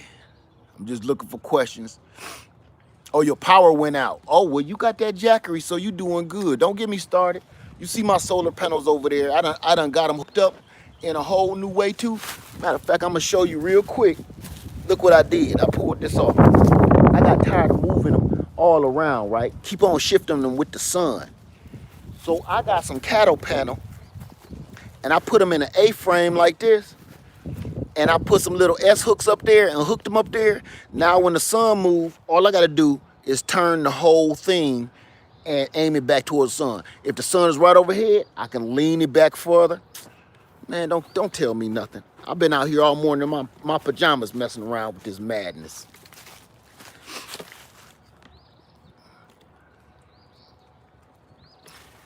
Okay, let me see. Something, what'd you say, Turf? Something get flagged. I missed something. Oh, Will G, that type of stuff gets flagged, bro. Okay, I don't know what was said, but yeah, no offense, bro, but if something you talking about, crying or something like that, we can't do it in here, man. They'll get me for that. Can you graft a fruit tree onto an evergreen tree? No, you cannot. Question, my avocado is turning yellow very slowly, but there is also new growth. Any ideas? You need to feed your tree. Your tree has some kind of deficiency, whether it's water, minerals, feed, something is missing. So you have to figure that out yourself. That's something I won't be able to answer unless I'm looking right at it. How can you graft the small lemon tree you had in a pot onto a lemon tree? How can you graft a small? You can't graft a lemon tree, a whole tree onto another tree. You got to cut a piece off. You only need a little branch. You only need a little stick. And then you stick that onto whatever other lemon tree you want to. Cause I had an idea. I'm gonna cut this tree down. I ought to do it right now while y'all here with me. Cause I'm sick of this one tree. I really am. It's a Satsuma orange tree, right? And I don't like it. I want another Miwa kumquat. I think I'm gonna do that right now. I ain't gonna have y'all watch me do that, cause I'm gonna do it so fast. I'm gonna cut this whole tree down. Damn, son of no, say, come on. I don't know if you're talking to me or not, cause I'm telling you, I love this Miwa kumquat so bad. Forget that Satsuma. That Satsuma been giving me hell ever since I bought it. Regina Foster said, I ordered my Jackery solar power generator and I love it. Oh my God. I'm in love with this doggone solar generator. Ham, son of Noah, said, I love Satsuma. Yeah, but I got like 5 of them. I got 5 of them, but it's this one that keep giving me the blues, man. Every year I'll be like, I'm cutting that one down. 2%, yeah, we want to watch. Yeah, 2%. You the only one. Don't nobody want to see that. Let's get rid of the tree. Oh, Miguel, you down too? Arlene, you all please have a great day. Arlene, you have a wonderful day. Thank you for hanging out with me. Do it. Terrence say do it. Y'all sure y'all want to say this? Sherry Proud said, have some trees to cut down in my yard. Can I use wood chips in the garden? Yes, you can. Yes, you can. Better your yard than somebody else's. Me too. I want to see. Can you show? I simply easy details how to graft. This whole video it don't get no easier than that. Go back to the beginning of this video. Trust me on that, okay?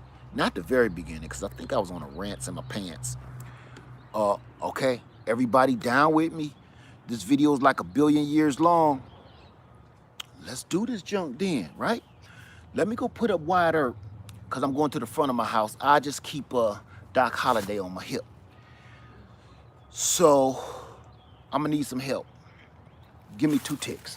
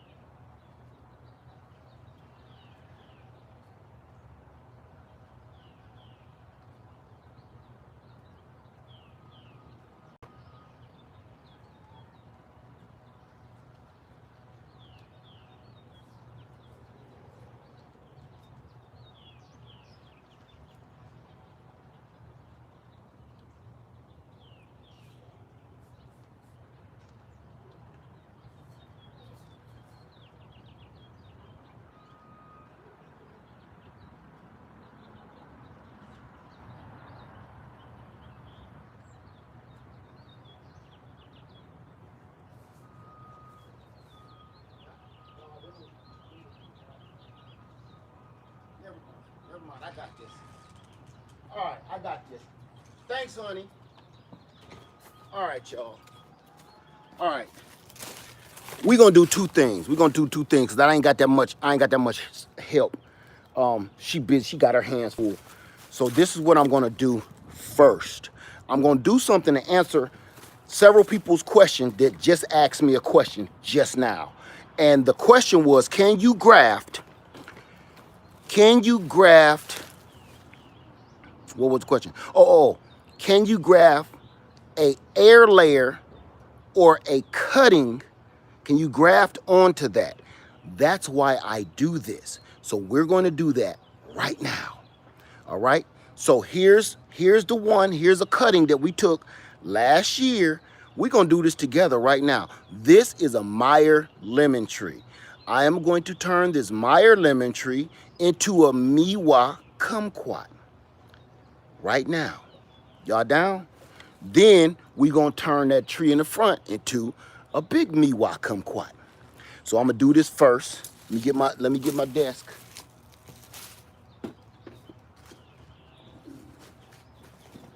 Get my little table together here. Feel like now I sound like Lady Leg. Okay. All right. Now I'm gonna take y'all with me right over here, and we gonna cut a piece off of the miwa kumquat. Ooh, what's a good piece? What's a good piece? That thing's still fruiting too. Let's get this lowrider piece down here. First, I gotta eat the fruit off, cause it's still fruiting. That thing's still fruiting.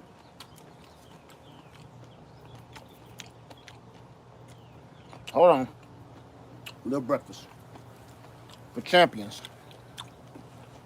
Okay. Hold on. All right. I'm gonna take this whole branch right here off. You see that? I want to make sure you can see it. Ain't no use if you can't see it, what I'm doing. I'm gonna take this whole branch. Hell, it's already coming off. See that? Miwa kumquat. That's a Zion from miwa kumquat. Now, my family, sit down here. This is how we gonna do this. I'm gonna bring you a little close to me. This was a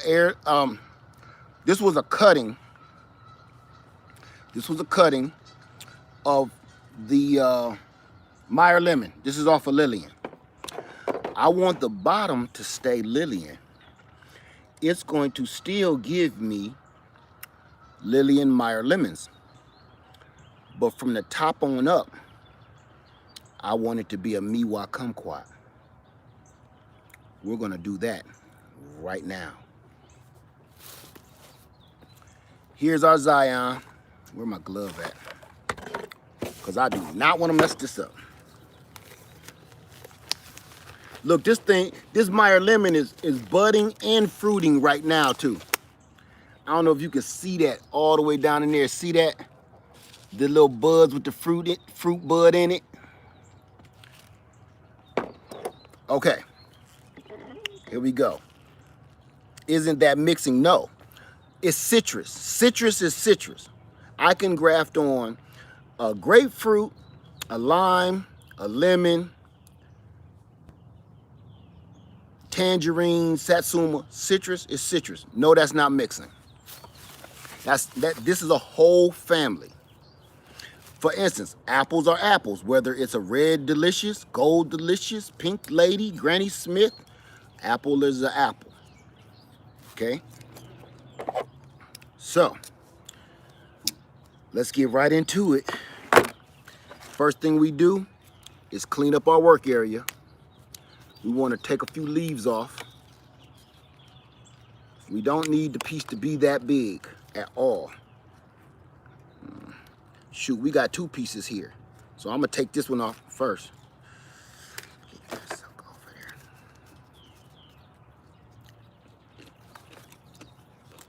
That one was a little green. That was that one was new. That wasn't ripe yet. Okay, little mealy bug. That one was a little green. You wanna take your leaves off, okay?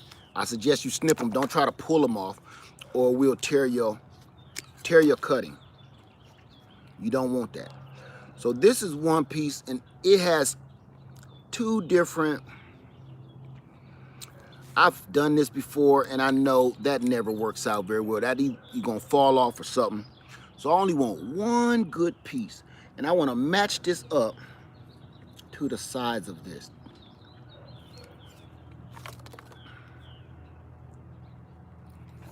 Okay, now we're gonna sharpen it up. Number one, here's another thing. Listen, family, this is important. What am I gonna do with this Meyer lemon piece that I cut off? Because this ain't junk.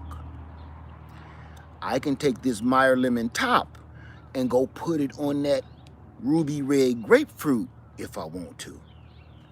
So if you're not gonna waste this piece, you gotta do a little thinking first and prepare, like, what am I gonna do with this piece?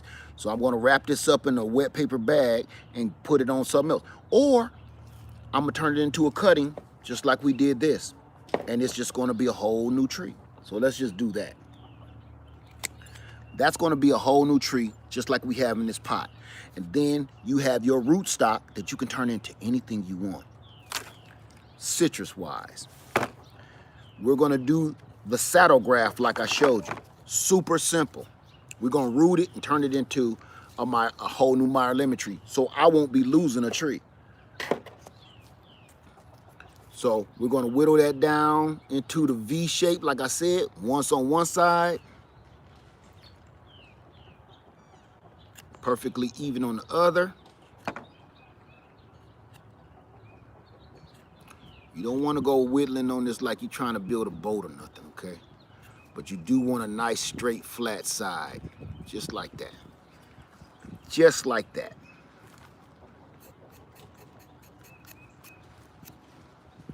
See that? Now, I'm gonna put this under this glove so it don't dry out on me. On the piece that we just cut off right here, don't you?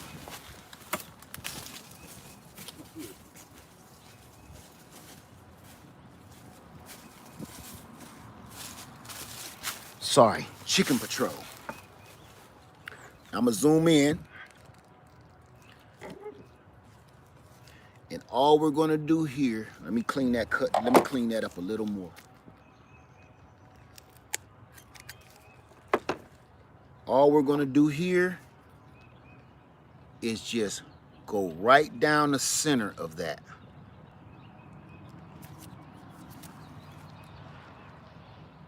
Same deal. Right down the middle. Rock it, rock. You don't want that to get all crazy, okay? So just rock it in. Oh, y'all can't see nothing.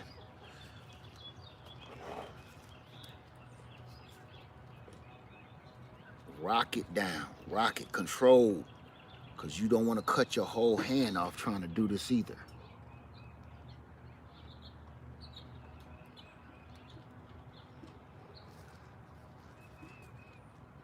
Just like that.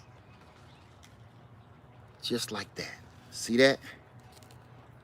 Split right down the middle. I promise I'm gonna cook these.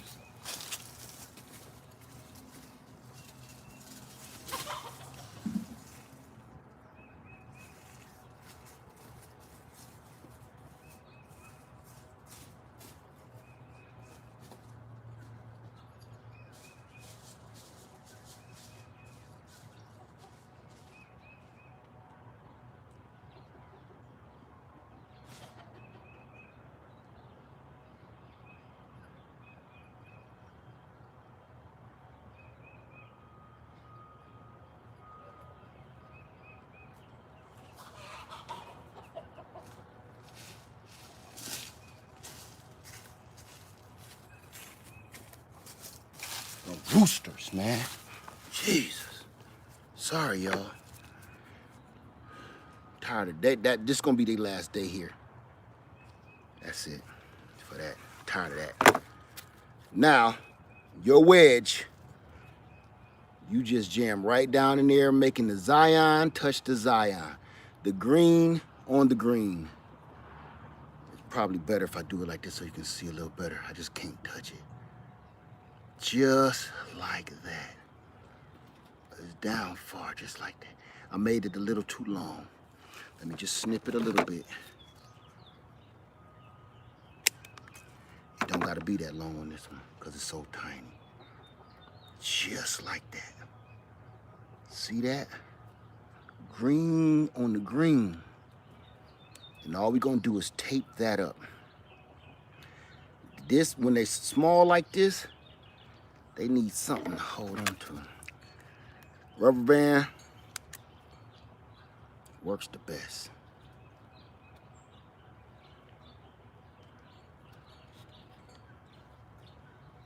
On this right here. Because you want that tight. Damn, this is...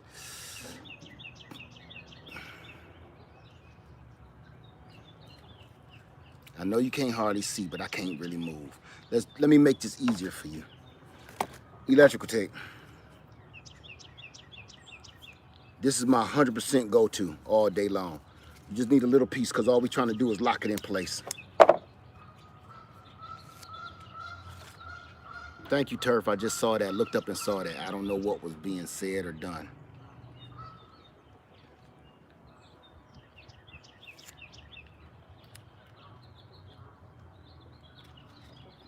That's it.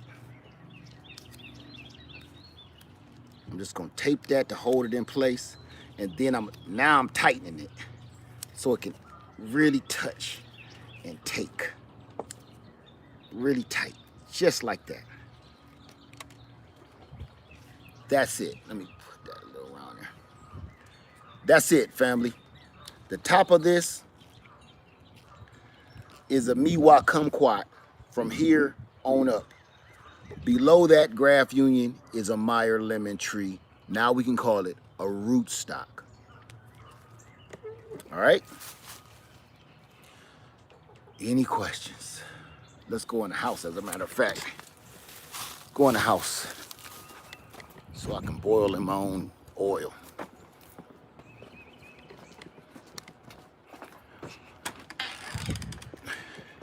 You do want to remember, use paper bag. Hold on. Use your paper bag to lock in the moisture. Okay.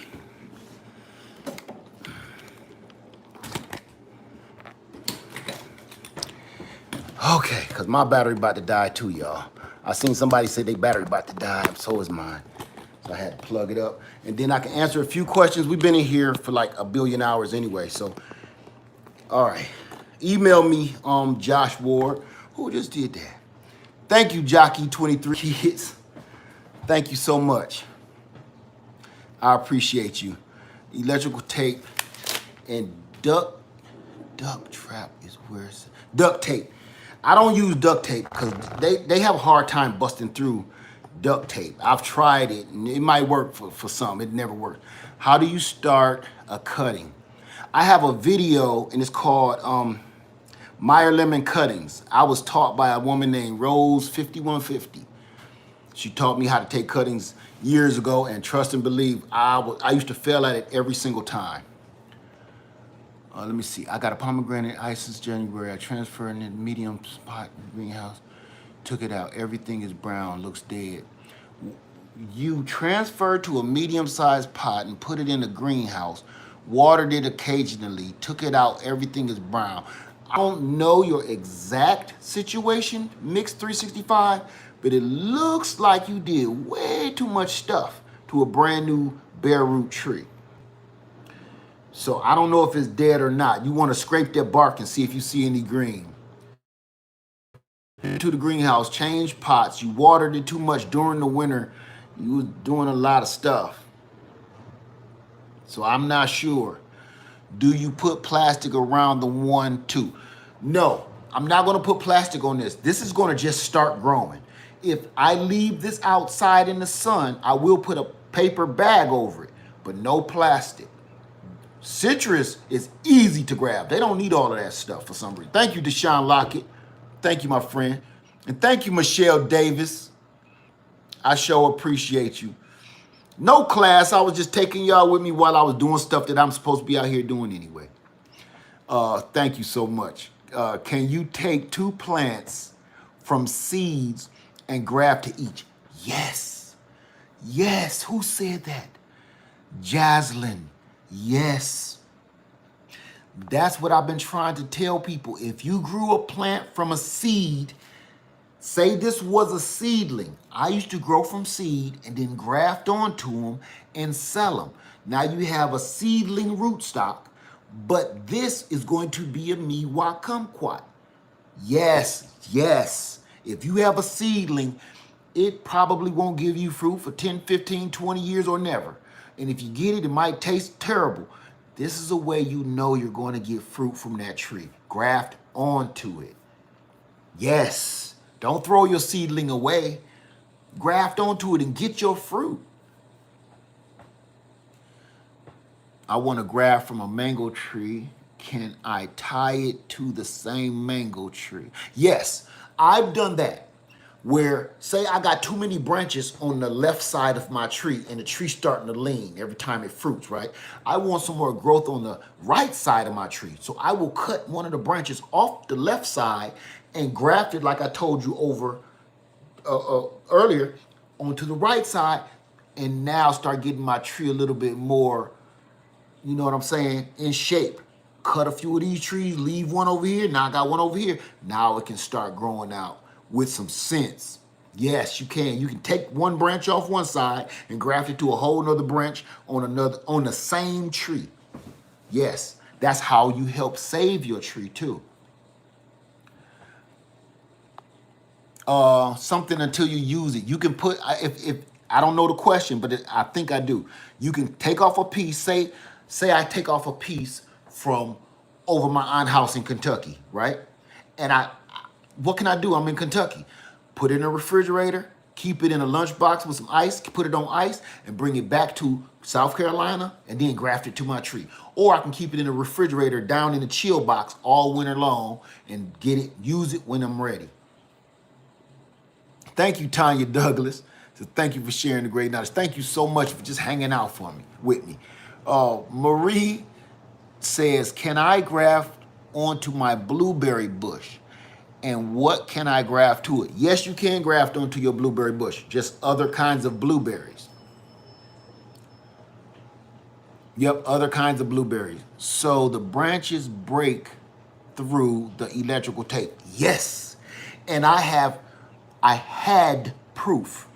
I still have proof, but I ain't going back outside. I left my apple tree with all the grafts on it. It busts through the electrical tape because the tape gets so hot, but it seals in the moisture, right? It just, those little sharp pieces poke through there, boom. And I just left it. Every blue moon, it might start to girdle. That's when you want to cut it off. But that's rare for me. I've always just let it just bust back through. Do you sell cuttings? I do when they're ready, or if I have enough. Let me see. Thank you, Gwendolyn. Said new to your channel and becoming excited about gardening. That is one. Now that's what I love to hear. Oh, that was the question. You know why? Because I've been asked that a billion times. That's kind of why I was like, I'm gonna just play and see if I know the question. Can I? Oh, got the blueberry question. Let me see. I think I got them all. Are loquats citrus? Ooh, that's a tough question. You know, do some research on that. I want to answer that, but I need to research that a little more myself before I open my mouth. Do a little more research on that, because loquats is, I want to say yeah, but I don't want to. Don't want it to come out of my mouth so somebody can stick that to me. I'm thinking of grafting onto seedlings, but I'm not sure what seedlings to use. Use other loquat seedlings. Is Ison's the only other site you purchase from? No, Ison's has been the most dependable and the best quality. That's why you've been seeing me say their name over and over again, because the other sites that I used to go to have really been, let's say, slow. Trying to be politically correct.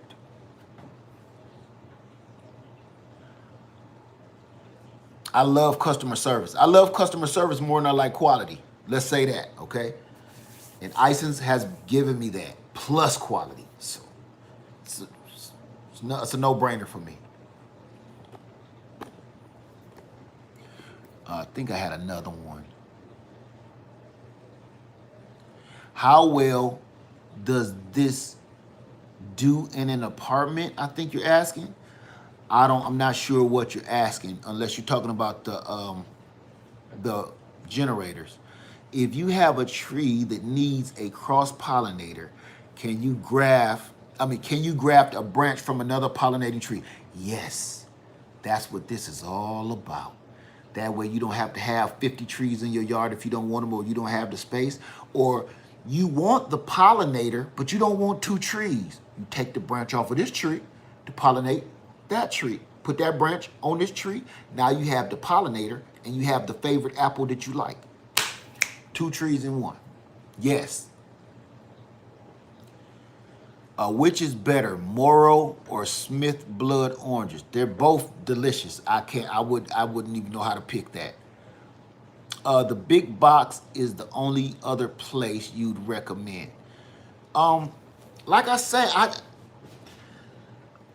I'm not particular. I'm not one of those people to just say, look, this is it and that's all I ride with. When I catch a good deal, I jump on top of it. If you find a good lemon tree from a big box store, get it. You know, I don't do that. I'm not dedicated to nobody. If you give me great customer service and great quality, that's where I am. Would grafting work with grapevines? Yes, it would. Yes, it would. And which graft do you prefer to use? I don't understand the rest of it. You got to give me more of that question. Which graft do I prefer to use? Oh, grafting style. If you're asking which grafting style, bark graft all day long. I have never had a bark graft fail. Never. Never. The one where I cut the whole tree off and grafted onto the sides, I have never had that fail. Just bought a plum cod tree. Should I treat it the same I would with the plum? Yes, all it is a plum hybrid. How old should the tree be when purchasing it? That's completely up to you. There is no how old should it be. That's completely up to you and what you can afford, because the more money you spend, the bigger your tree is going to be. That cuts time. What vegetables are you planting in the next 30 days? I'm not. Lady Led is handling that this year. I'm not even thinking about the vegetables at all. That's her department. I'm telling you, if you want to know we got vegetables out there, go holler at Lady Led channel. She'll let you know. How do you spell the place you order from? ISONS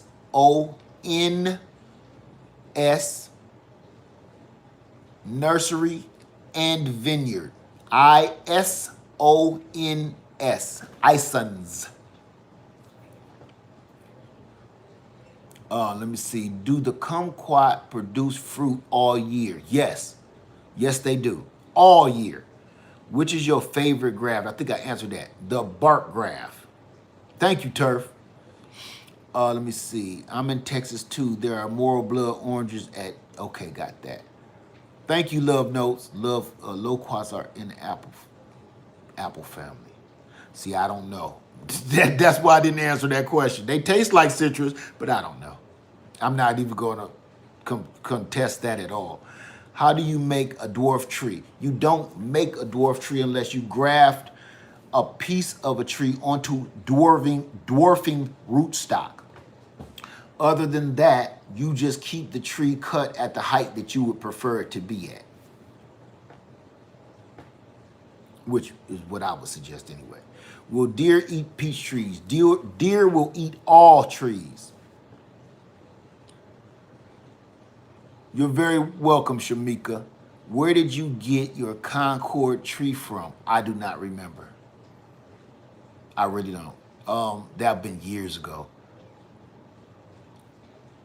Yes, deer eat all fruit tree. You ain't gonna stop no deer. The only way I keep deer off my land is I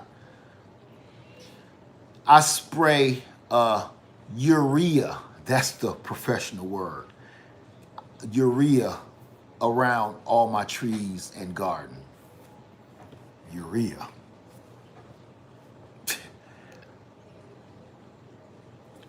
Let me see. What is a bark graft again? You're gonna have to go check that out, okay? How I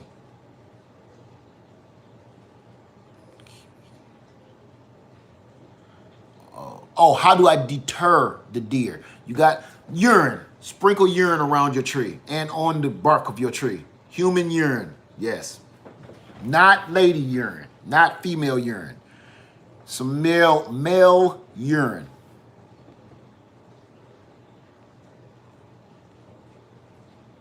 I have no problem with deer, and they live right there. Let me get out the way so you can see. See that big tree right here, right there, across Washiokushi Creek? The deer bed down right there, and they can walk right over into my yard. And I see hoof prints all over the place, but they don't mess with my trees. Because I hit them with a little bit of wham bam, and I ain't got to worry about it. What is a bark graft? Sorry, this lingo is new to me. If you can go back to the beginning of this video, it's going to show you everything. It's easier that way, trust me. How soon can I, what lingo? Grafting lingo. Yeah, go to the beginning of the video, and I'll let you know there perfectly, okay? How soon can I expect a plant to fruit from cuttings? That, my friend, is an excellent question. When you take a cutting from a mature tree, I took this cutting last fall, and we have videos of me doing so, right? See how thin this is? Look, this is an ink pen. It's thinner than an ink pen. Do you see that? That's thinner than an ink pen. This was a cutting. Watch this. See what you see there? Let me make sure. Oh, there's one. Yeah. You know what that is? Fruiting buds. 4 fruiting buds. You can count them. Here's some more under this leaf. Fruiting buds and new growth right there. You can see the little ball in the middle of that? That's the fruit flower. Here down here, here's one.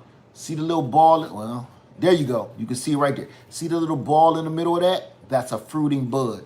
So when you take a piece off of a mature fruiting tree, you're literally cloning that tree at that age that it is right now. So whatever that new growth of that branch you took off, if that branch just came this year, it's like a newborn baby, but it has the DNA of that mature tree. You're taking that tree and cloning it. It will start fruiting immediately. Immediately, not years, not weeks, not months, immediately. As soon as the rootstock start growing in here, we see it's little, but it think it's a big boy. Like our kids, right? I can drive, Dad, I'm a big boy. It think it's a big boy, and it actually can produce fruit, but you don't really want it to produce this little, so it can finish growing up. You can also make a dwarf tree by making an air layer on your select branch. No, you can't.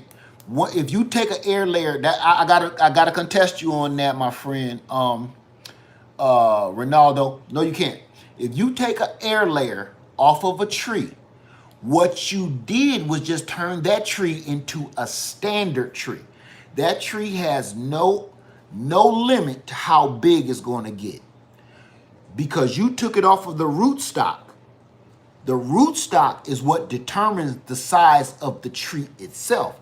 If you took it off of the rootstock, now that tree is going to go to its natural state, which is getting as big as it feels like getting. So I got to contest you on that, my friend. And trust me, I've seen it happen. Once you cut it off of that rootstock, it won't turn into a dwarf. It will turn into a standard tree, which is limitless.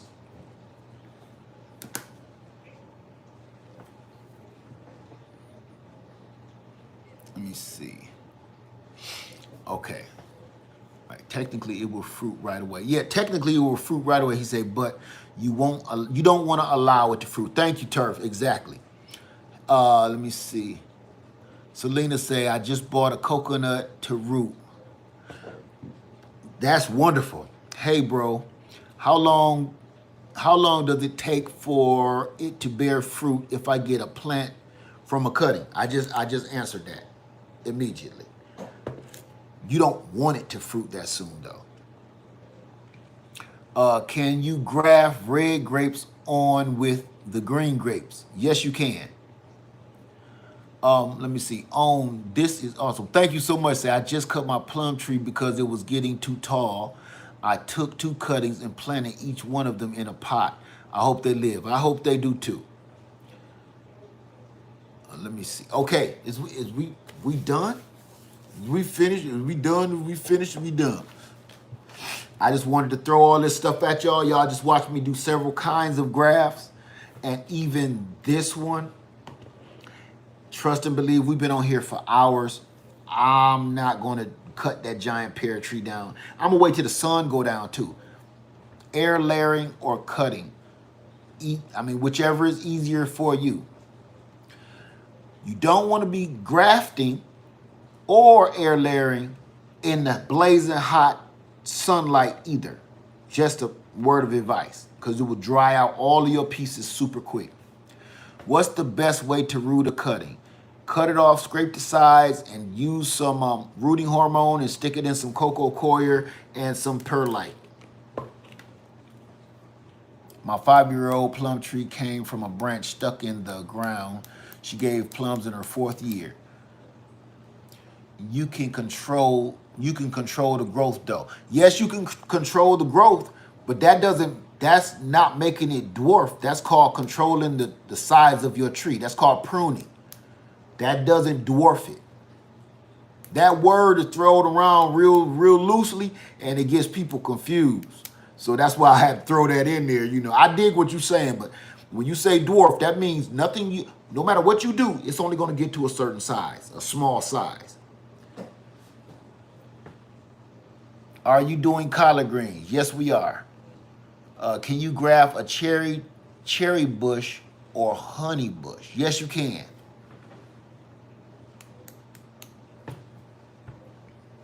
I'm keeping them rocking. I'm trying not to talk so much and just answer questions today. I'm doing my best. I got so much to say. Okay, I think I got them all. I think I got it. You are so welcome, Marie. Thank you so much. Carmen, thank you. Said, what state do I live in? I'm in South Carolina. In the garden. Ooh, I didn't scrape the sides of the plum. Should I? Yes, you need to do that because that's where the roots come from. Do you have any Meyer limited cuttings? No, I don't. I'm sorry. Oh, Meyer lemon cuttings is probably what you said. No, I don't. Not at this time. How do you stop the fruiting if it does start too soon? Just like this. When that flower comes off, thump it off. But I don't want to peel this whole thing off because some of that is a new branch. But you just, if a fruit actually forms, just pinch that fruit off. Okay? What's up, Humble Lion? Good to see you, my friend. Someone asked about a pink lemon. What about a pink lemon? How do you stop the fruit? Okay, got that. What about the pink lemon? Is it possible with the avocado? Yes, it is.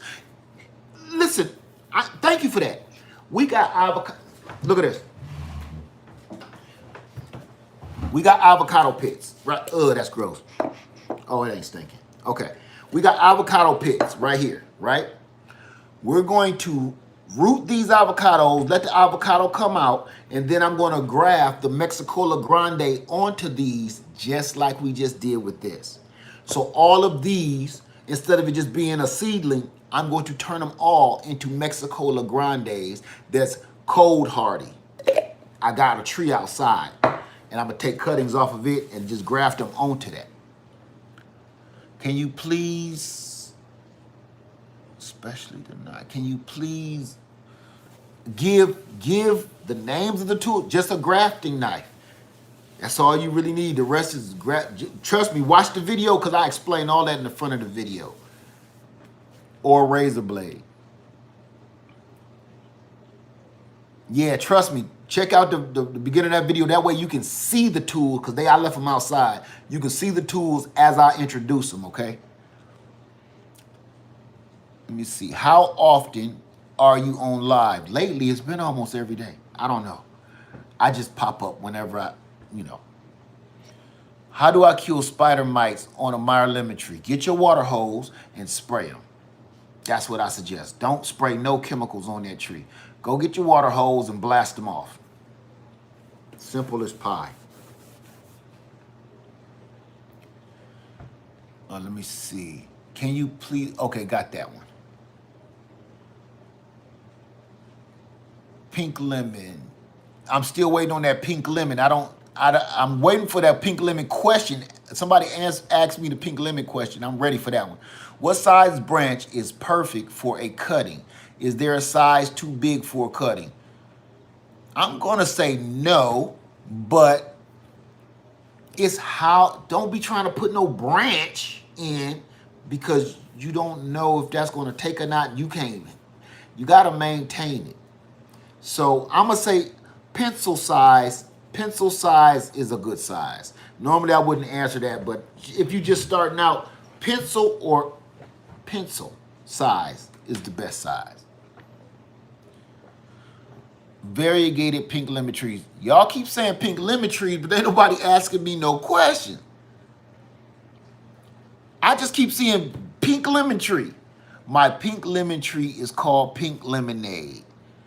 What do you do to keep leaf miners off your citrus? Absolutely nothing, because leaf miners will not do anything or any harm to your lemon tree or your citrus tree whatsoever. It'll make it look ugly, but that doesn't matter. I don't care about my leaf miners at all. I got tons. You see all my beautiful lemon trees out there all the time. What you don't see, if I zoom all the way in, leaf miners on every leaf. It don't harm your tree. I don't even think about those anymore. That used to really drive me crazy. But I'm not in it to have a beautiful tree. I'm trying to have a healthy, productive tree. Not yet, Blue Fern. Even if they take over the leaf, they won't take over. They're going to go in all the leaves, but they will not hurt your tree. I promise you, they will not harm your tree. If I took you out to see Lillian, you will see a leaf miner track in every leaf. And she's huge. I don't even care. Because if you saw how many fruit buds she got on her this year, it's more than last year. How can you fix part of the burned trunk on a loquat? The shin is peeling off. The bark is peeling off? Burned from what? Does the rootstock have to be hardy layer or just the tree you are grafting onto? That's a good question, to be honest with you. Usually your seedling is always hardy because that's where it's being grown at, right? So it learns to be hardy in whatever area it is. Don't quote me on that. But I'm going to say the tree needs to be hardy. I think your rootstock is going to be okay, but don't hold me to that. Hey, Frugal Nurse Homestead, how you doing? I'm doing my best, little lady. Yahoo is in my property. My property had an avocado tree. When I moved in, it's fully mature, but it doesn't produce fruit. What can I do to get it to produce fruit? Does it bloom? If it blooms, it might need a pollinator. None of my citrus have flowered yet this year. My internet cut off. Did he say how to get cutting from him? I don't have any cuttings right now.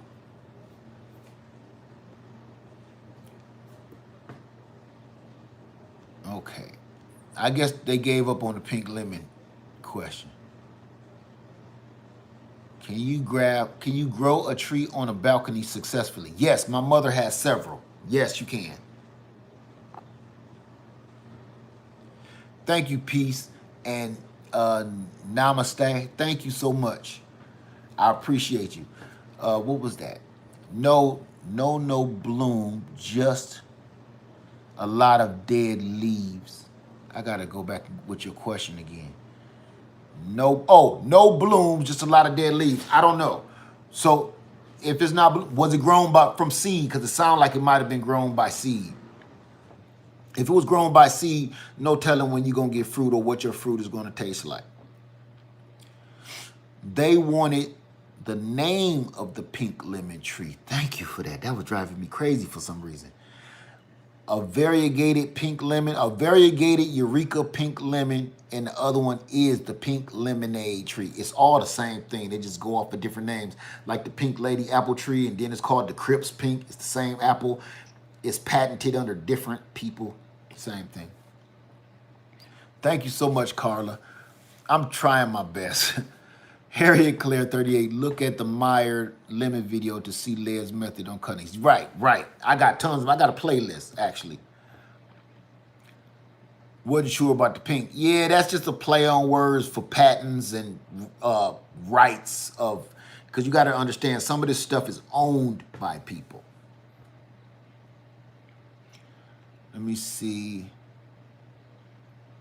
How far do you plant from the back door to your house because the flies and gnats? I don't care about flies and gnats. I care about growing food. I got plants growing at my back door.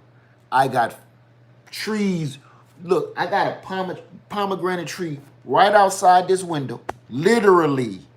And out of this window, I got an apple tree and chickens out of this way.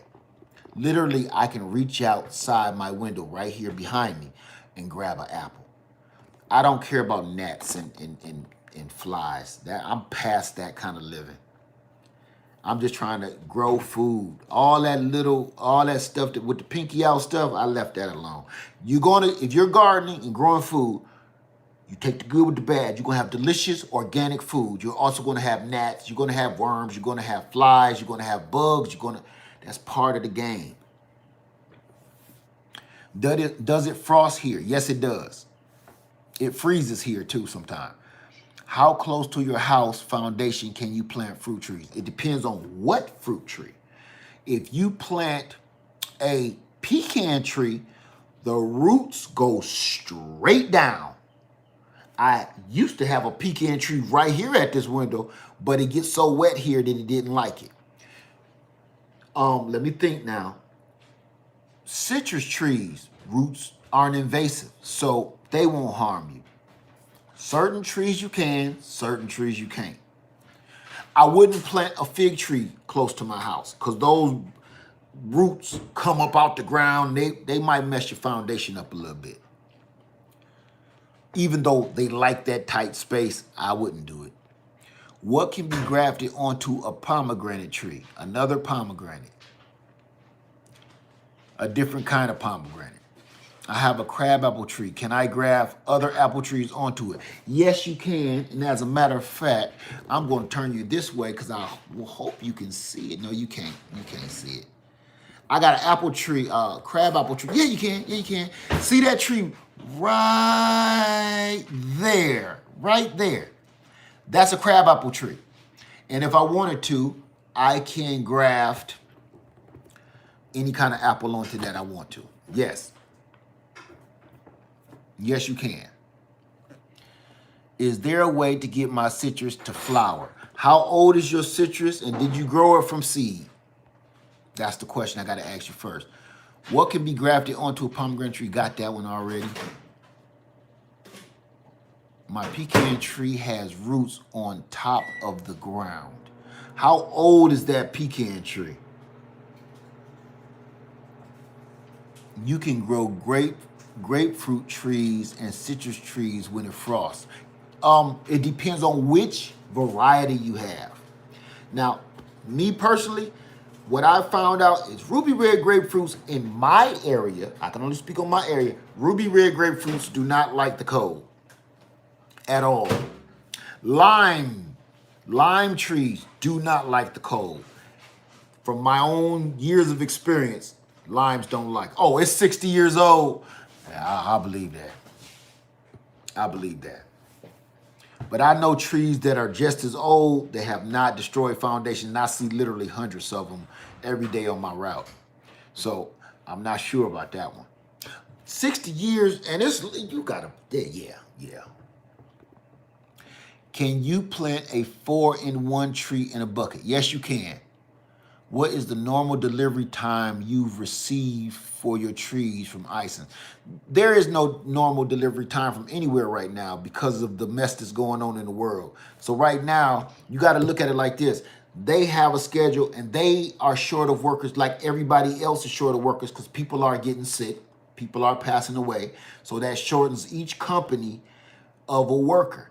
Then you have the people like me that has to deliver it to you where we're having the same problem. So everybody is getting later and later deliveries. So there, don't count, don't put that on people right now.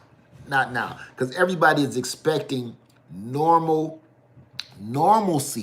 when it comes to service when the world is in trouble right now. So I give everybody a good grace period on things. You know, I don't go bugging them. My tree was supposed to be here a week ago. No. But if my tree ain't here in about 2 months, I'm going to start asking some questions. You know, a question, is it too late to do an air layer once the tree starts budding? No. I've taken air layers. Listen, I got videos of me taking air layers with so much fruit on, what was it, y'all, about 20 lemons on it? I've taken air layers full of fruit and they rooted. Here's the problem with that. If you let that fruit stay on, the roots of the air layer grow way slower. You want those roots to grow. Get rid of the fruit. Promise you on that. If it started just flowering, just knock the flowers off because all that energy is going into the flower and not into the root. Trust me on that. You will thank me later, I promise you. No, didn't destroy my foundation, just saying, oh, just some of the roots was over above ground. Got you. Those are the feeder roots.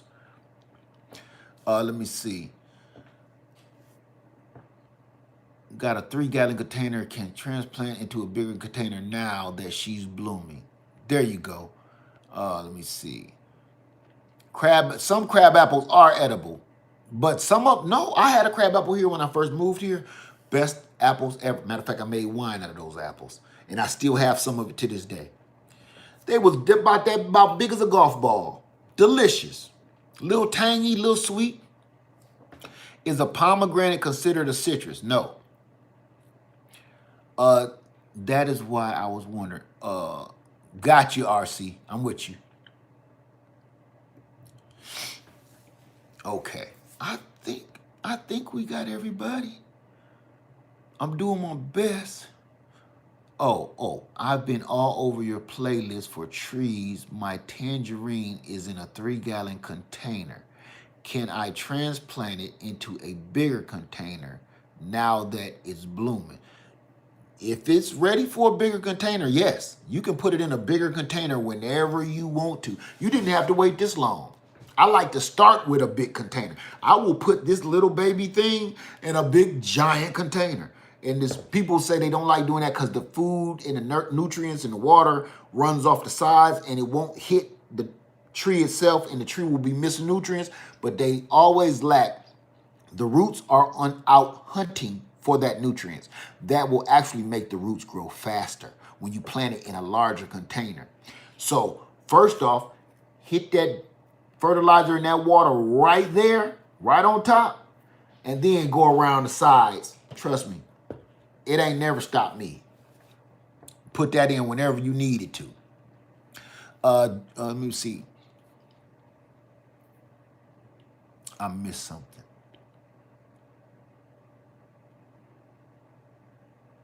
How soon after a week-long freeze will citrus come back if it will?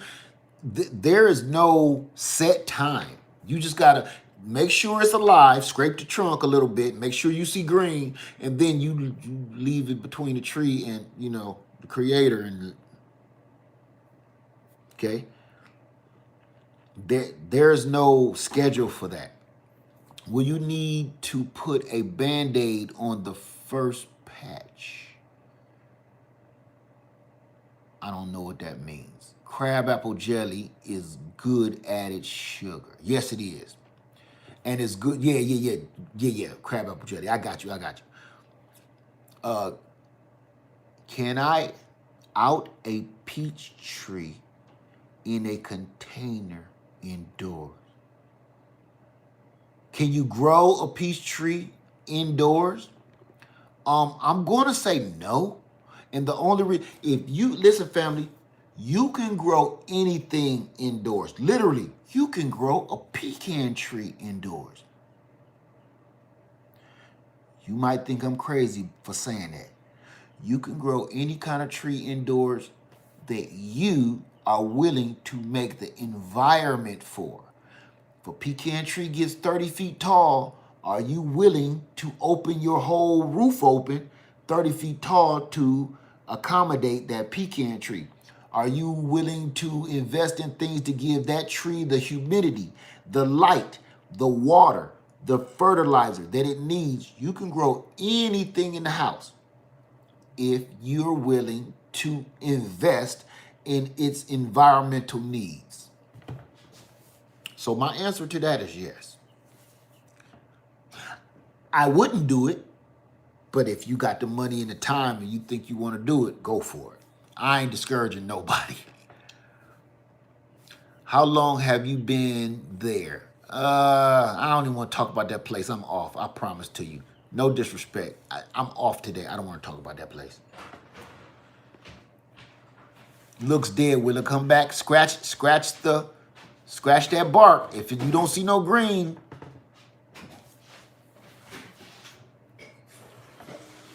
Need help with my muscadine grapes and blueberry bush after a cold snap.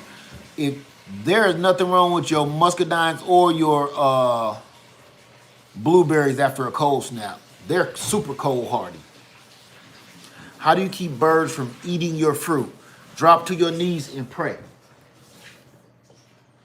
You're trying to stop nature from being nature. You cannot do that. Once you start putting up netting, you ruin your tree. Birds get caught in the netting and die and stink, and all their juices start oozing on your fruit. So then the bird don't get the fruit or you don't get the fruit. That's why I don't use netting anymore. I've tried it in the past, and things that I didn't post on the video were so disgusting and so horrible that I said I'll never do that again. Here's how you keep the birds and the squirrels from eating up all of your fruit. Take good care of the health of your tree.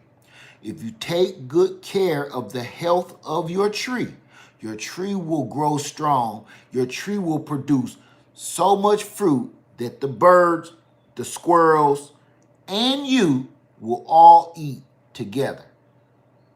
You don't want to necessarily discourage the animals from eating, because that's like trying to make it stop raining. You know what I'm saying? Stop making it be cloudy. You can't control nature. You got to work with nature, not against it. So what you need to do is do your part by growing a strong, healthy tree that's going to be big and strong and pump that fruit out so it'll be enough for you, the squirrels, and the birds. I don't try to keep it. Sometime I lose out on fruit on a whole tree and be like, wasn't my year. This was just wasn't my year. That's why you go grow crops of everything, as much food as you can grow, because you always got to keep in your mind, something could happen to this tree. Something could happen to this fruit. There was a story, I don't know if you guys remember it. Was it in Ireland or during the Great Depression? Don't quote me on this, but all they grew was potatoes. All they grew were potatoes. And one year, don't quote me on this story. I just got pieces of it in my head. Just put it like this. One year, nobody had potatoes. The potatoes went bad, or they had some kind of disease or some kind of worms, or it was some kind of drought or something. Nope. It was called the potato famine. The potato famine is what it was called. A lot of people died because all they had was one crop, potatoes. And a lot of people died because they didn't eat. Now, they was like, next year, we're going to grow some potatoes, tomatoes, greens, Beans, I ain't gonna say that lady's song, but you get what I'm saying. You don't ever just grow one crop. Never. You don't put all of your eggs in one basket, as they say. They only planted one type of potato. Right, right. I only knew bits and pieces of that story from being a kid, the potato famine. I remember that from being a child. Thank you, Growing with Donnie. I didn't want to say it. Everybody, you name it, everybody they couldn't take it. Just picked up a peach tree cutting to grab from a community from very close to my house, going home to busy. Good. Go try to graft. Practice first. You don't want to waste your good graft wood. Wrap that graft wood in a wet paper towel, put it in a sandwich bag, and put it in your crisper down in your refrigerator until you feel that you are ready to go for it. Right, huge part of Irish history, and I don't even know how I know it. Probably from school or something my mama told us.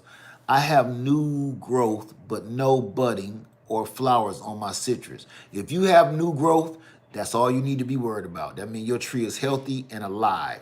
If you don't get fruit this year, you just might not just get fruit this year. You should be happy and ecstatic that your fruit is healthy enough to be pushing out new growth. That's the blessing. The fruit is the bonus. The tree itself is the blessing. Trust me on that, okay? Because if you don't got a healthy fruit, you ain't a healthy tree, you ain't gonna get healthy fruit even if you get fruit. Can I grow fig tree from a drum?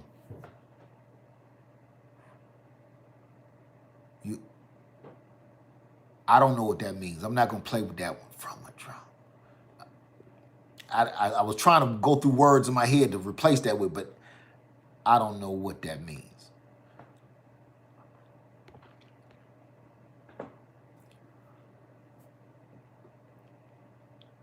Let me see. How you doing?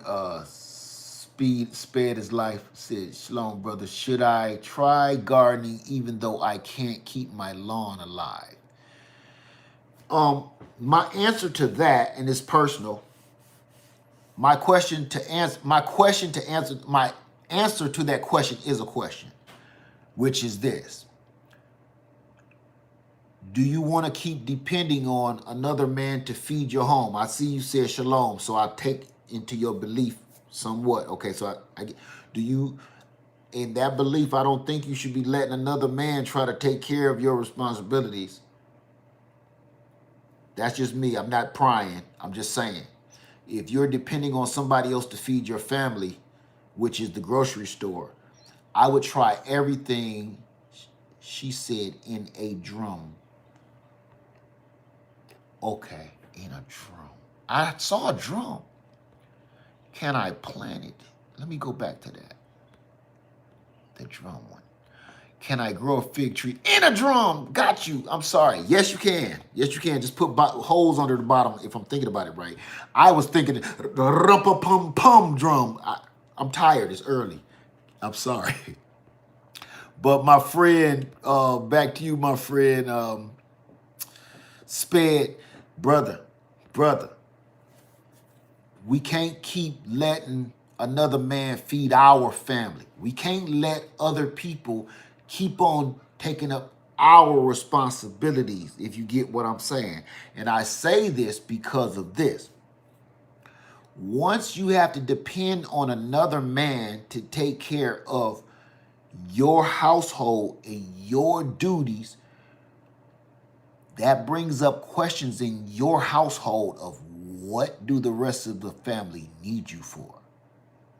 And that question is all around at all times. Other men is out there doing it. And when somebody in your family is looking over like, they growing food. Just saying. Okay. I don't want to ever rely on no other man to take care of my family or feed my family. So I don't care how many times I have to keep killing a tree until I get it right. I'm going to keep trying and trust and believe. You just got to keep trying, bro. And to be honest with you, growing a fruit tree to me is a lot easier than taking care of lawn. It just is a little easier to me. I don't ever want to have to depend on another man. That's our goal here. Our goal here is to teach ourselves to be self-sufficient. Our goal is to make sure that we do not depend on them to do anything else for us.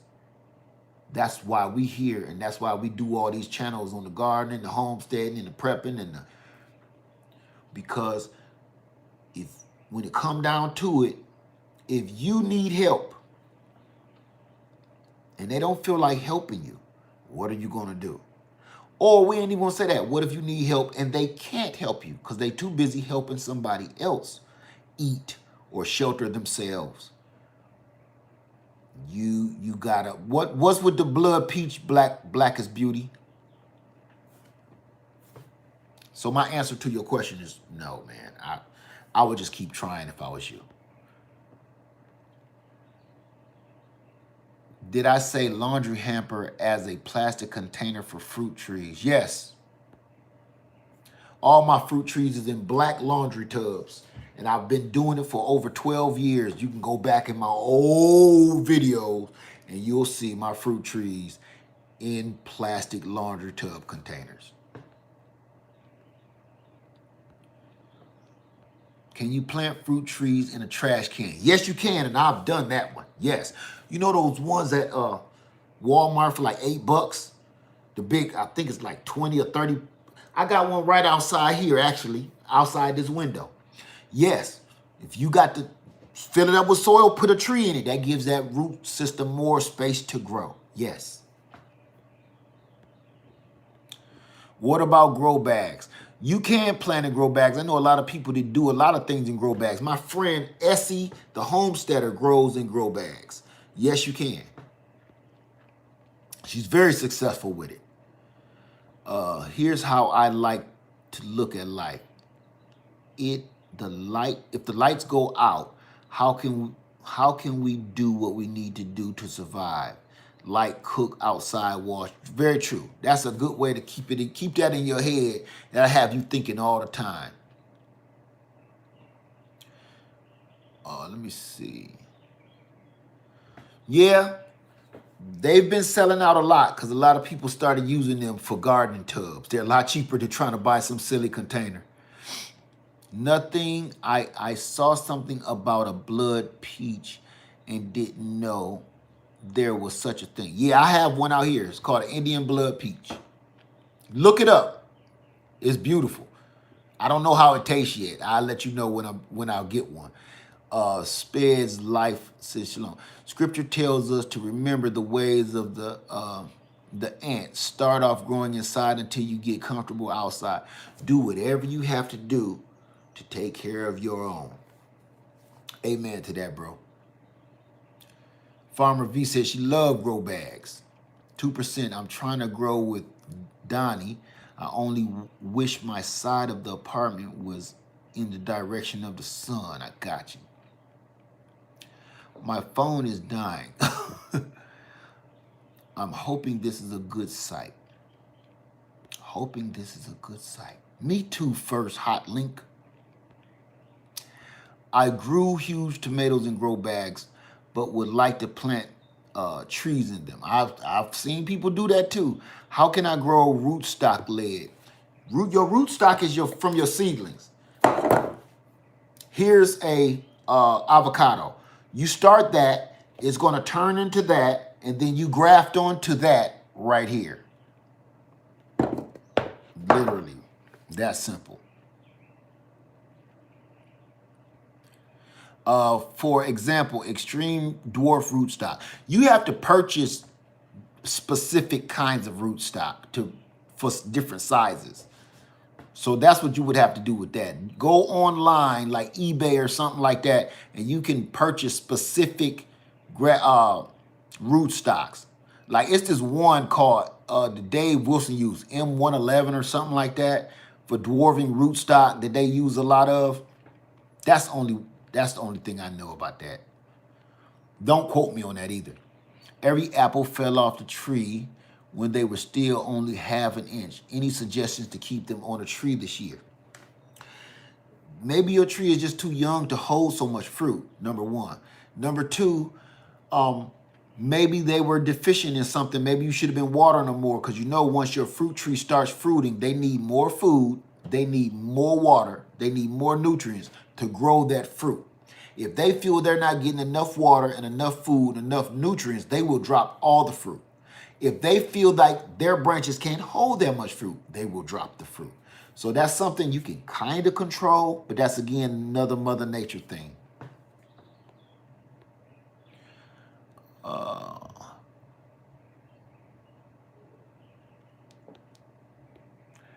Let's see. Thank you so much, Belinda Randolph.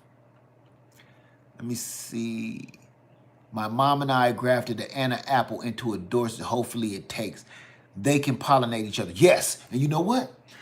Remember I told you I can reach out this window and grab an apple? The Dorset Golden and the Anna apple is outside this window right behind me. Right behind me.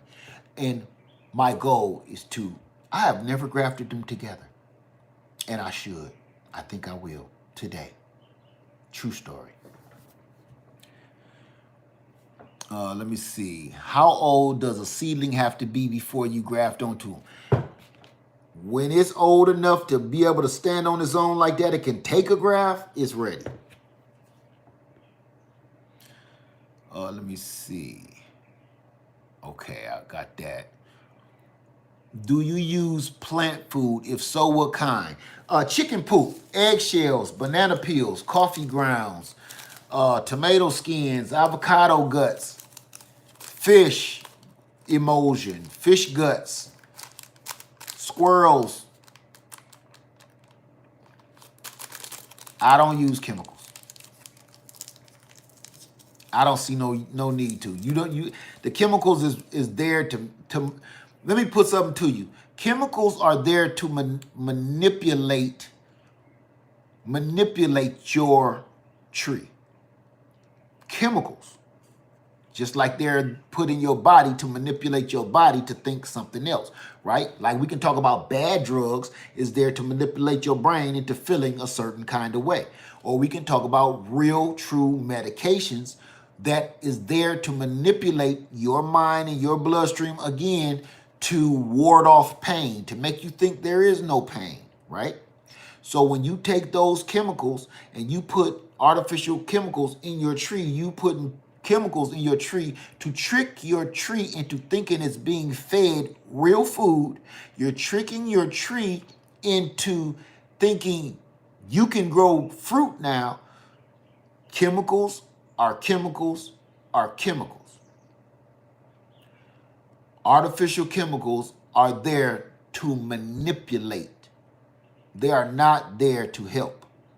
They are not there to give. They are there to trick. That's how I like to look at it.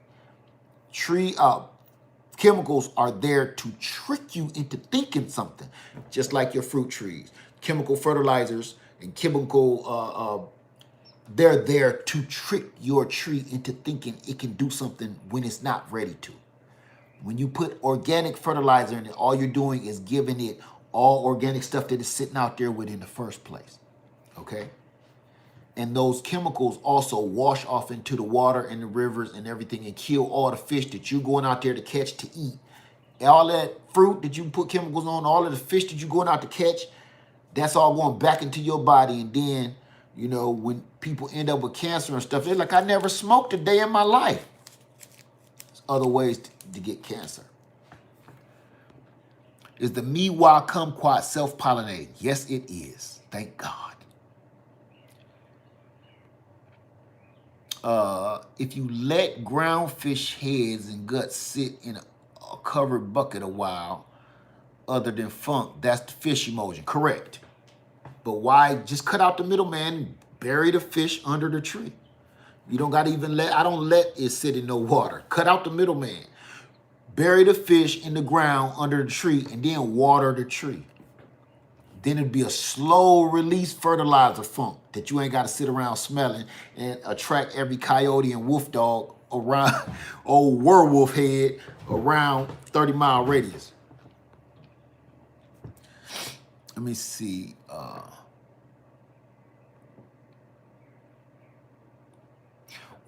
Chuckle says, Led, what is the best thing to feed a green bean plant? I just said it. All organic fertilizer, anything organic you can get your hands on. Can you overuse coffee grounds? I use them every day, and I have never overdid it in a container or in the ground. Are most fig trees self-pollinating? You know what?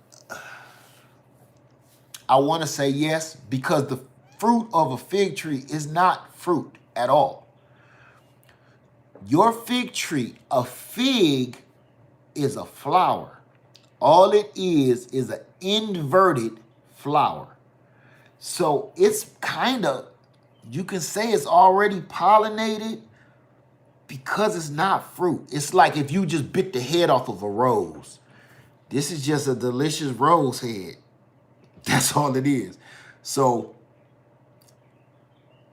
fig is a flower.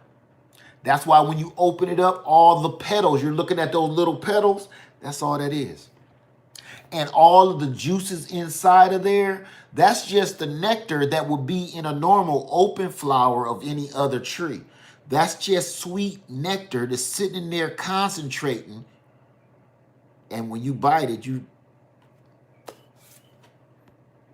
how often do you need to feed your plant or tree? It depends on when you're hungry. You got to look at your tree or your plant just like you look at yourself. You don't just go eating because it's time to eat. You go eat when you're hungry. You got to pay attention to your trees. That's why I say don't have too many trees that you can't take care of, because you have to be out there to make sure, is it time to feed your tree? Does your tree look like it's deficient? If you know you just watered it yesterday, should you water it today? Did it rain today? Do you still need to water it? You have to pay attention to that. You just don't go feeding it and watering it all willy-nilly. You got to look at your trees like you look at yourself. What's going to happen to you if you just keep feeding yourself constantly? You're going to be very unhealthy. Tree is no different. When you're burning calories, or when a woman is pregnant, she needs to take in those calories, right, to help her grow that child. When your tree produces fruit, that's that tree's child. It needs that feed. It needs that water to help produce the fruit, which is the child. That's when it really needs to eat and drink. But if off season, why? You don't need to keep doing that, or you're going to become very unhealthy, just like a tree will.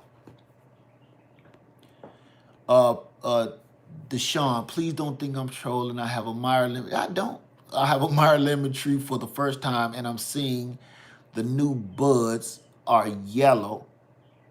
What should I do? Oh, they're going to fall off. Don't worry. They'll grow some, turn yellow, fall off. Grow some, turn yellow, and fall off. Grow some, only a couple gonna fall off, few gonna stay. Your citrus tree is ever blooming, so it's gonna be blooming all year round. Trust and believe. And if it's not the proper size right now, I wouldn't worry about it anyway. You'll be all right. You ain't trolling. I'm with you. I'm in question and answer mode. Let me see.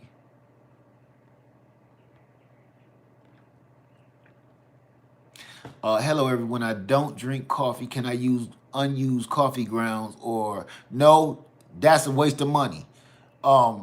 Just go get fertilizer or go to one of these coffee shops, and they always give you used coffee grounds. You don't want to buy unused. That's the only reason we're using coffee grounds. That's what people keep getting mixed up too. The only reason that we use coffee grounds and eggshells and banana peels is because that's another form of recycling. That all turns into organic material, which literally feeds your plant. We're not just doing it because it's coffee. We're just using coffee grounds because after you make a pot of coffee, what you do with the grounds? You throw them away. But that was a plant. Those are beans that could be used out there. That's all.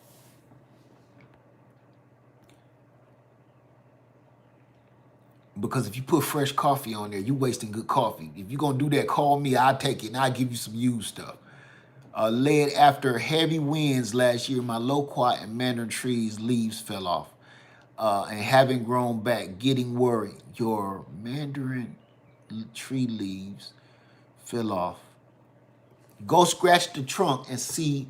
Go scratch the trunk and see if it's still green in there. Make sure it's alive, because wind can dry out a tree, especially if all the leaves fall off and you get too much wind. Because this is something I want people to know. You know what'll kill your tree faster than just piping hot sunlight? Wind. Your tree can get wind burnt too, besides sunburnt. So that could be a problem. Heavy, hard winds will dry your tree out and kill it. Let me see. I leave bucket at those. Okay, got that. I take out old coffee grounds. Got that. I like the boiled egg idea too. Me too. It works like crazy too. I could show you the results. No smell, no nothing. And my trees is banging right now. Let me see.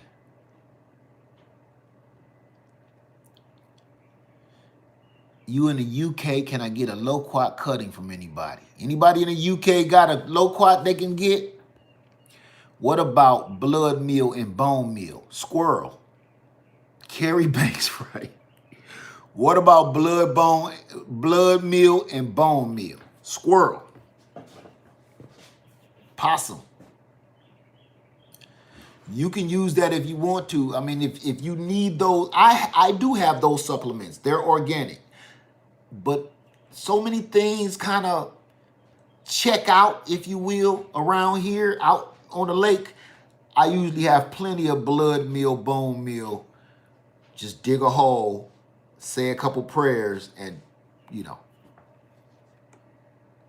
Every blue moon, I use some of the stuff I bought.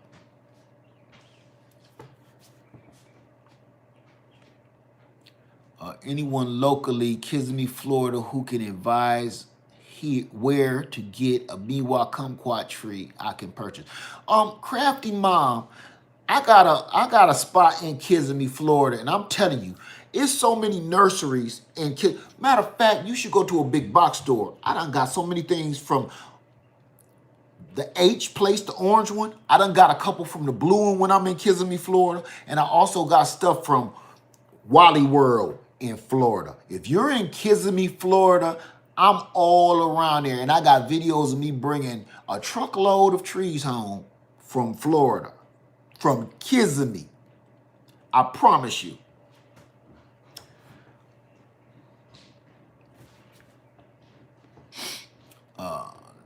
See, I just buried a bird by and because your dog got at it, there you go. Circle of life. What do you do with a boiled egg? I plant it in my trees. Slow release fertilizer. My banana water has green film on it. Yes, it's still good. As a matter of fact, it's even better. Let me leave y'all alone, man. We've been on here forever. I could do this all day. I could do this all day. Y'all ready to call it a day? I'm gonna answer. Who gonna have the last question that I answer? What the purpose gonna do? Thank you so much. Question. There we go. This is gonna be my last question. Can a pecan tree be grafted at any time, and does the Zion have to be dormant? No, it does not have to be dormant. It's a little harder to graft a pecan because it's hardwood. And when you say, can you graft it at any time? You have to clarify that.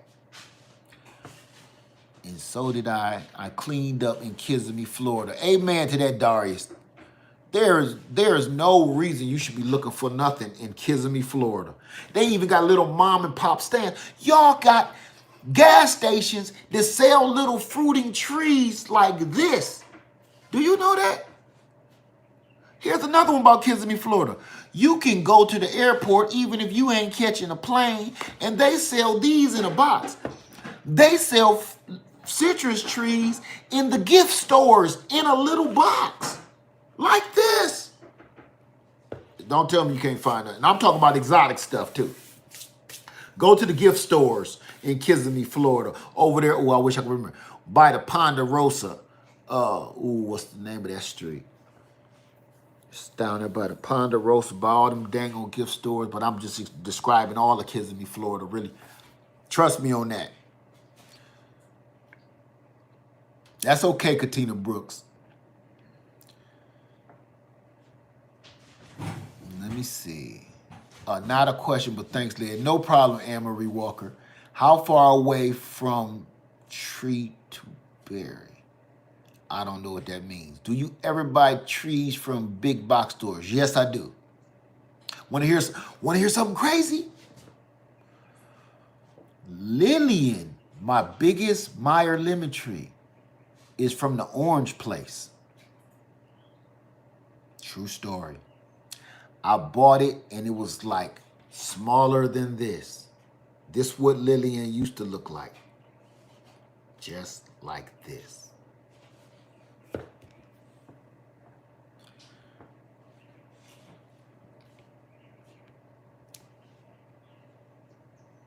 So wow, I'm near Orlando. I guess I'll visit. Cause if you're in Orlando, you're there. You don't gotta go all the way to Kissimmee, man. Y'all, listen. You know what that's telling me? That's telling me you ain't getting out doing your research. That's telling me you ain't getting out. Cause I'm telling you, it's all around you. All you gotta do is go get a tank of gas. While you going to fill up your gas tank in your car, look over at the dudes that always have like little weird stands over closer to the gas station building itself. Y'all know what I'm talking about. If you're from Florida, you know exactly what I'm talking about. That dude is not just selling sugarcane juice. He is selling fruit trees. If you from Florida, you know what I'm talking about. That's why I'm so surprised at y'all. I did a whole video. About Florida. I really did a couple years ago. It was just about Florida. And all y'all beautiful fruit trees. That's why I was like, man, y'all better get y'all stuff together. All that beautiful fruit trees y'all could just stumble over. Coach Douglas said, yes, we do. I'm in Wesley Chapel, and you get stuff everywhere. It's everywhere. You don't even got to look for it. And I ain't talking about just a Meyer lemon tree or just a navel orange tree. I'm talking about blood oranges. You understand? She told me to put all of that stuff back. Because I was leaving out of places like, okay, I'm ready to go. Man, put that back. How we going to get home, baby? We on a plane this time. They'll let this go. No, they won't. I was ready, look, to leave my clothes in Florida and just bring back fruit trees. I'll put this in my luggage. I don't care. No, I just got here. My question is, I can't find elderberry trees. Would you ever go across your lake just to sell some to us? You know what? Want to hear something? I will. I was going to do that last year, but it's like we just hit. It was like summer. There was almost like no fall here, and then it was like winter. And I just couldn't get over there fast enough. But yes, oh yeah, I'm going to be selling elderberry cuttings this year for sure. For sure. Matter of fact, remind me of that, and I'm not going to get annoyed about it because I wanted to do that really bad last year. I'm going to be selling. I got tons of elderberry. So yes, I will be. If you're in Georgia, my brother lives in Georgia. I told him to stop off and get me a couple citrus trees. In Georgia, too. Yep, especially southern Georgia. Yes. Let me see. I understand the no talking in Canada. I don't know what that is. Let me see. I'm a homebody near farms. I'm just now getting into things, so I planted to fill my backyard with papayas and mango. Okay. I thought about that. If I would have thought about that, ship it home, I would have did that. I just wasn't thinking. I was too confused and desperate. You know how I get. You ain't thinking right.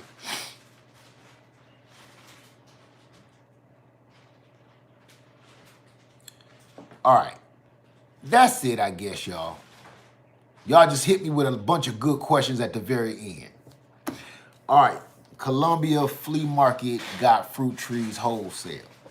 Led when the roots of what you're growing in the pot appears on top of the soil. Does that mean to transfer it? No, those are your feeder roots. They need to breathe.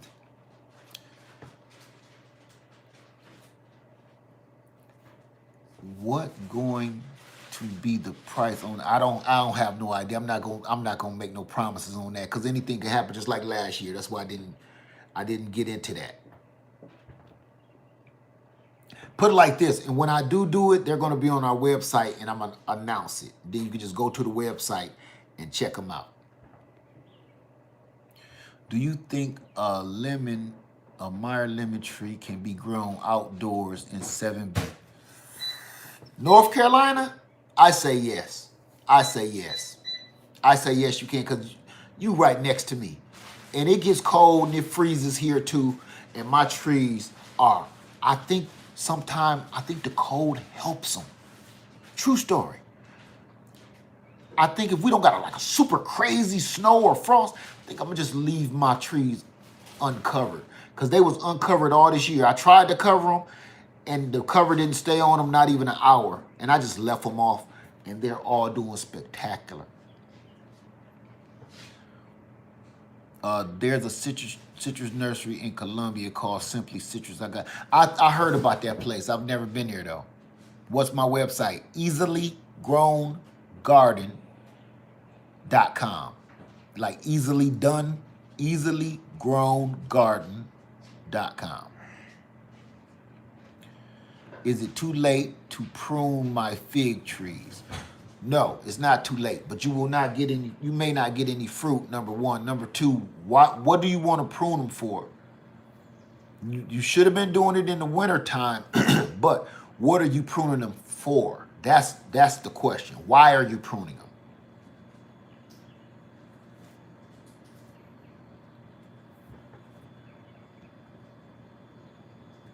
It's so sad Ison's nursery don't ship fruit trees to Cali. You're another one. You're in California. You have no reason to be trying to get fruit from the East Coast. Y'all got everything. In California, they grow everything. And you can get it as big as you want in California. What is y'all trying to get? I don't understand. Y'all got everything in California. You don't have to do that. Where's the best place to buy seeds? Wherever you can get them right now.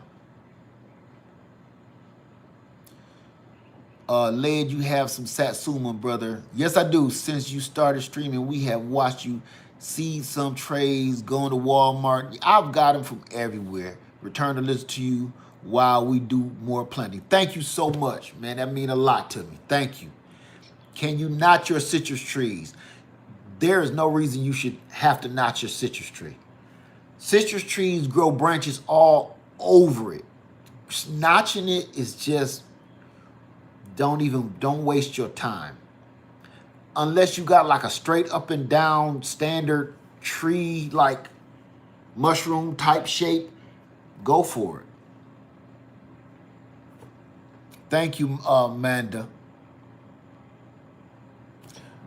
Okay, I'm gonna go, y'all. I'm gonna go. I don't talked y'all ear off. I tried to answer as many. I'm trying to make up for when I'm just running my mouth and not answering questions. Have anyone had luck at the, okay, I don't know. What is notching? I'm gonna have you Google that for me, okay? Haven't found a Smith Blood Orange tree in California. Trust me, you might not be looking in the right spot. Because y'all got everything. You got to do some more research, I'm telling you. Cali, Louisiana, Georgia, Florida. I don't want to hear it. I don't want to hear it. All the way more further east in South Carolina, like Myrtle Beach. I don't want to hear about it. Lead pollinator for grape persimmon. Just any other kind of persimmon. Persimmons really are pretty self-pollinating. But go plant any other kind of persimmon next to it. We got a lot of native persimmons around here, so I never even, but I got a lot of different kind of persimmons too, though. You're welcome, Daniela Baker. Let me see.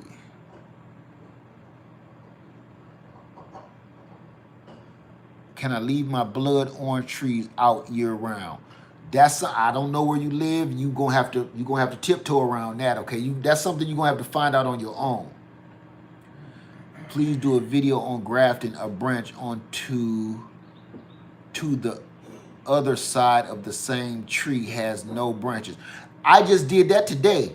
Go back about 2 hours ago in this video, and I literally am showing you how to do that. I did a bunch of different kind of grafts today.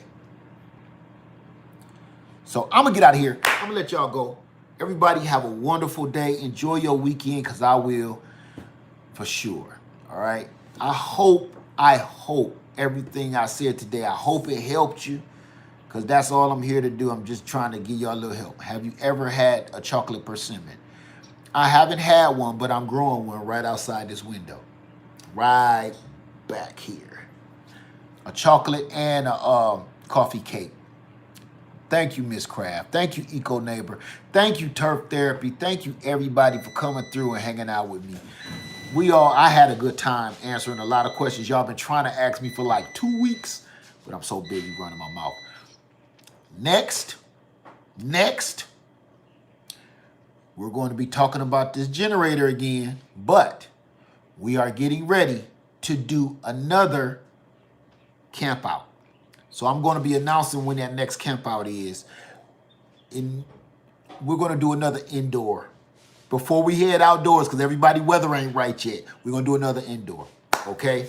So get your list together and get your stuff ready. Get your little bug out or bug in bag set up and get your safe room ready, because we're going to do another one. And this time I hope I have more people, and hopefully I'm going to try my hardest to do a Zoom while we do it. All right, and it will be recorded, just in case you don't know. It will be recorded and it will be released so everybody else can see our little hookups that we all have going on. All right, so when you do it, you might want to have your family and your friends with you too, and make them stay in the room with you too. All right, everybody have a wonderful day.